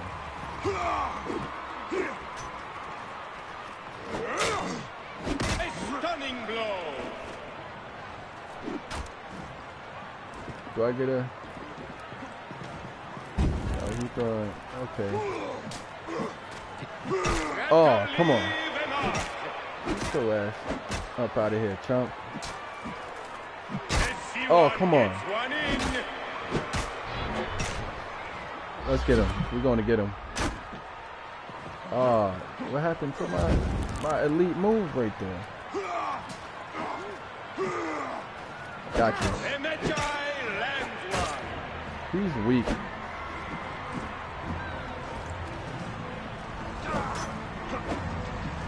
Yeah, I got him, y'all. I'm about to whoop him. How you still hit me? I thought I dodged that.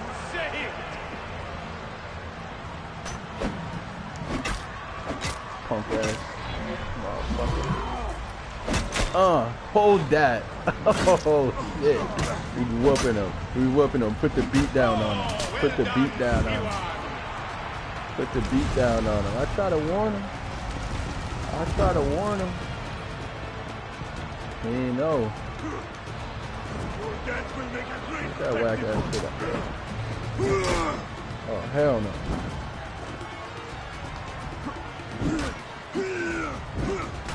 So, hold that, nigga. Oh. No. Run. I gotta run now. He whooping me. Damn. I'm let my health get up a little bit. Nice try, chump. Nah. Good shit, mate. Good. Oh, no. Come on, you crazy? I'm about to lose. No, I'm not. I got this.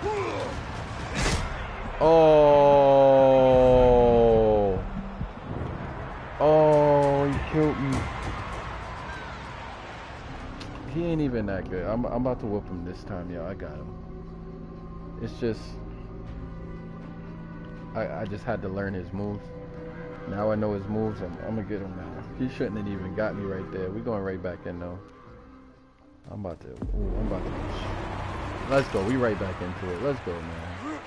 The time has come for Antiochus, the dragon of the Seleucid Empire. Oh my gosh, how he hit me like Marvel that? at his command over flames.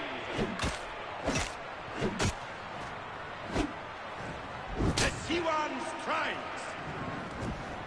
How is he? Man, stop getting hit by that, man. Please stop getting hit by that. Oh shoot, that was close.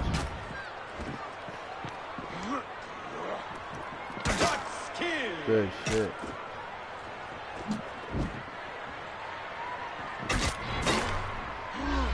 Tearing him up now.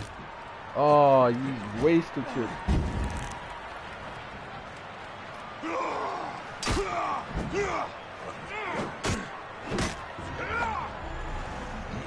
Good shit.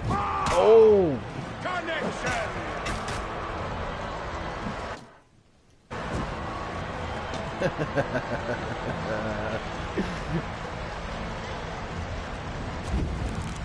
You trying to throw those little goddamn flamethrowers. That ain't gonna work, bro. That ain't gonna work. Look at him chasing. Oh. Oh.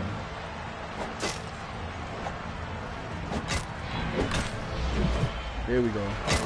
There we go. Are you not entertained? Come on. You can't see me. You can't see me. Oh, I almost ran right into the damn flame. Go ahead. Throw it. I dare you. Look. Look. You can't see me. Let's go. Get up over here, man. Get this work. Get this work. Get this work. Yup. Getting hit up now. Not even close. Not even close. It's not even close. That's right, buy it. Come on, bro. I gotta run now. Just a little bit. Oh my God. Buy it. Come on, bro. God damn.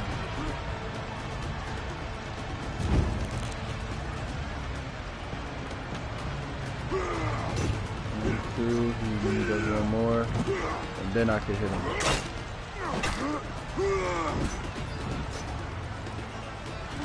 I'm just trying to time his moves now. Damn, I was scratching my neck when he do that.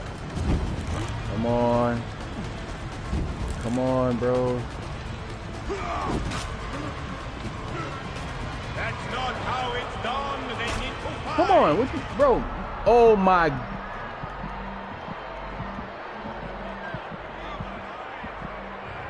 Come on, man. You gotta be kidding me.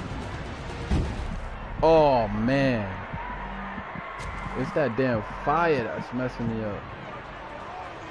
I'm not losing this again.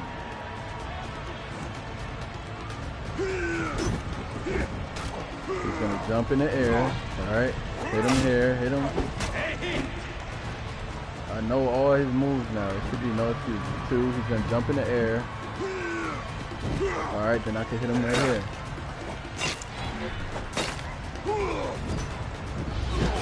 Let's go. Oh. Go ahead. One.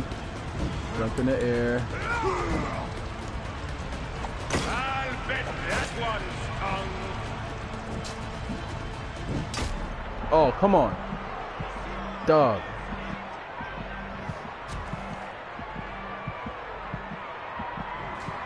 Move, move, move, move. He's gonna jump in the air. Then I can hit him. Crunch time. Ooh. Let's go. Go ahead. Attack. Let him attack. 1, 2. Oh my gosh. No. No. No. No. No. No. He's gonna jump. Alright, I'm gonna hit him. Hit him again.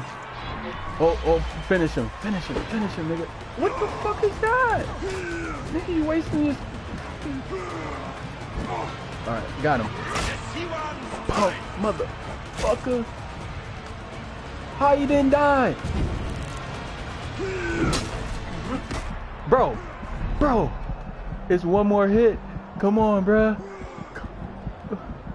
He's gonna jump. I'm gonna hit him right here. Let's go. Let's go. I'm not letting him survive. Hell no.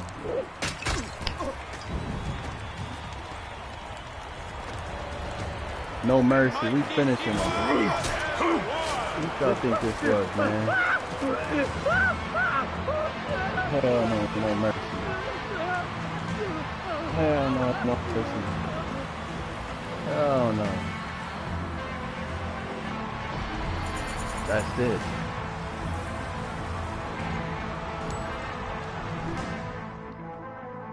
Alright, y'all. I shouldn't have this much adrenaline this late. I'm about to get up off here.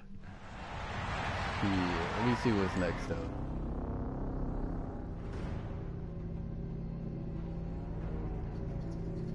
I should not have this much adrenaline. So next one's the duelist. Defeat the duelist.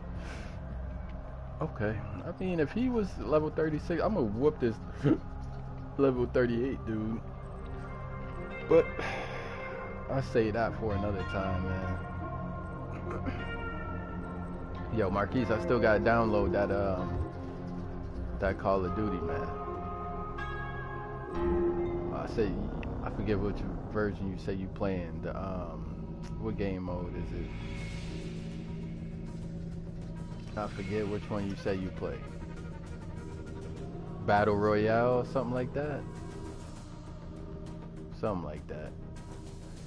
Alright, y'all, I'm pretty much all Egypt out, man. I might have to take like a week off from Egypt altogether. I'm gonna go to the library tomorrow, try to get me some books on ancient Arabia, because a lot of people don't know nothing about ancient Arabia. You know, gotta do some research on ancient Arabia. What else can we do research on? It's not a lot of ancient, you know, in America you got the Mayans, but is that even ancient? It's not really ancient.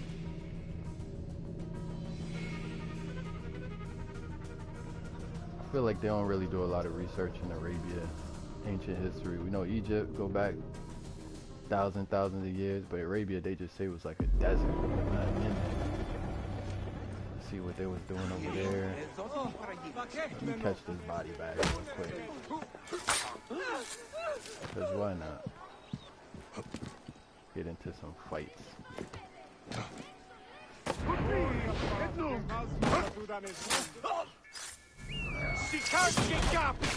Oh, damn.